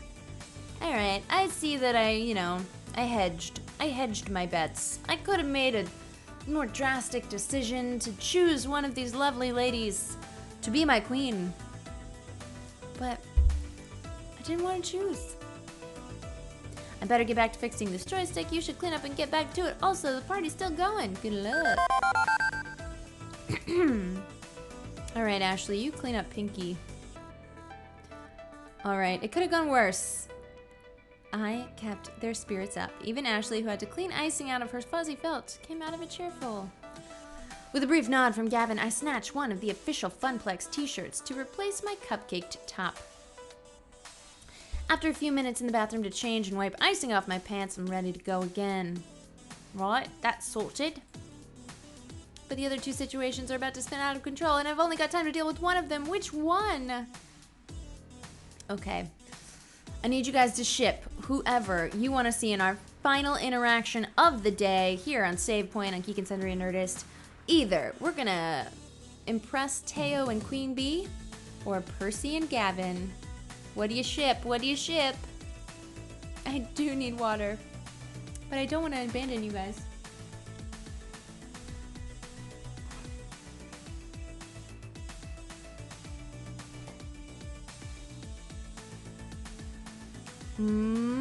Dope Tongue says Queen Bee. Ruel says Percy. Osborne says Percy and Gavin. One has staff present and the other does not. That's a very good point. Angry adult. It looked funny. Okay, well, you know what? I kind of had a thing for Teo, so I'm gonna go over there. The sounds of hardship call to me from the Fast Cars 5 racing games. Shouting adults and crying children are never particularly good signs, and I hope beyond hope that I can take this on. I shake the discomfort off. Now's not the time to doubt myself. I need to find out what's going on and stat. Dope Tongue loves my baby Queen Bee. Okay. As I get closer to the revving engines and the clacking of shifting gears, I see a grown woman berating a cowering boy. That's not right. I didn't. Angry mom, admit it. I know what you did, you brat. You manipulated my precious son to put his tokens in your game. You should be ashamed of yourself. I'm so sorry. Children like you are the absolute worst. Garbage. You're a garbage child. You're missing a tooth. You're pathetic. You'll never play with my boy. You'll never get a good job. I'm getting carried away. Ma'am, keep your voice down. There's no need to shout at a child, no less. What's going on here? This jerk of a boy told my sweetest beyond sweet Josh that he should put his own tokens into the racing machine so he could play it for free. Josh earned those tokens from his own allowance, and I won't let some devil child steal his money. Let's just take a moment to calm down, okay? Helicopter parents, am I right? You are about to perform a psychic assault. Oh man, oh man. Yeah, her eyes are indeed glowing an eerie blue. Yikes, okay. Queen Bee could settle this so fast. Actually, now that I stop and think about it, they might actually have some insight. The racing games are right next to Showtime stage. Teo probably had a good vantage point of the whole thing if he was dancing on the stage. Yeah, right, he'd be super focused. And just by the way Queen Bee's brows are furrowed, I can tell something's not sitting right with her. I could ask one of them for their help, or I could try to solve this by myself. Uh-oh. Seems like Queen Bee's the one to ask. I'm pretty sure Teo is focused on his dance.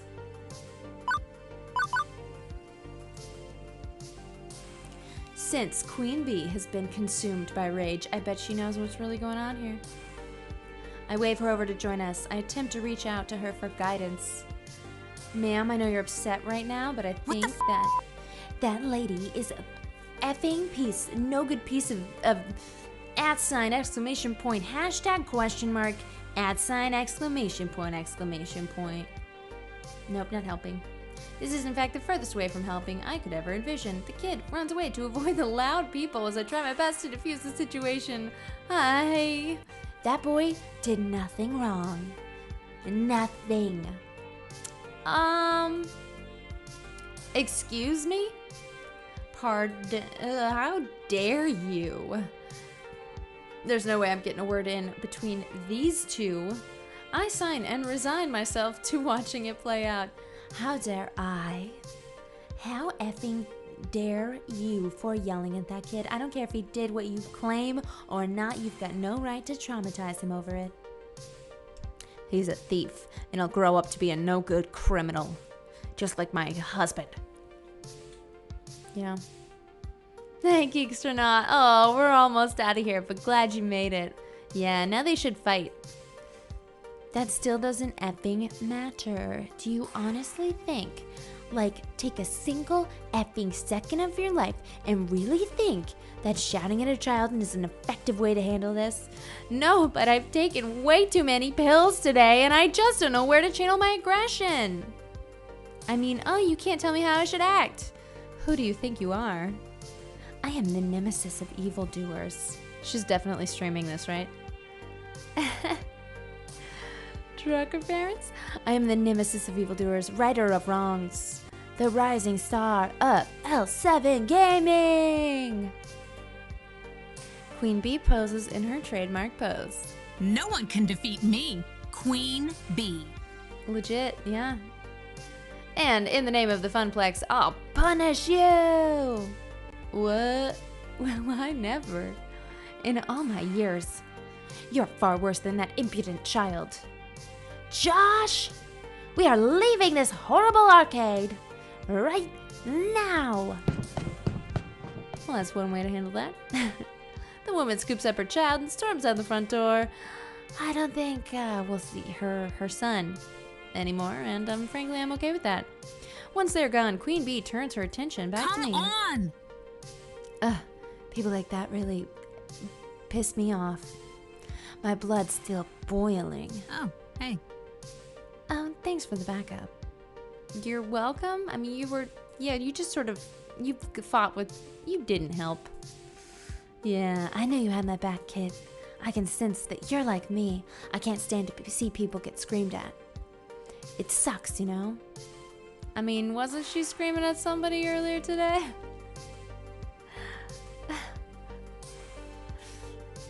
Queen Bee's got a whole aura change from her normal upbeat snark to being completely down in the dumps. This is a side of her I haven't seen yet. She just looks so sad. Aww. But you yell at people all the time. I mean, let's be real. Come on. I did get rid of 2 angry people and I didn't have to smash anything to do it. That's true. Queen Bee, you okay? I don't know. What do you think here? I'm thinking a little dose of reality couldn't hurt.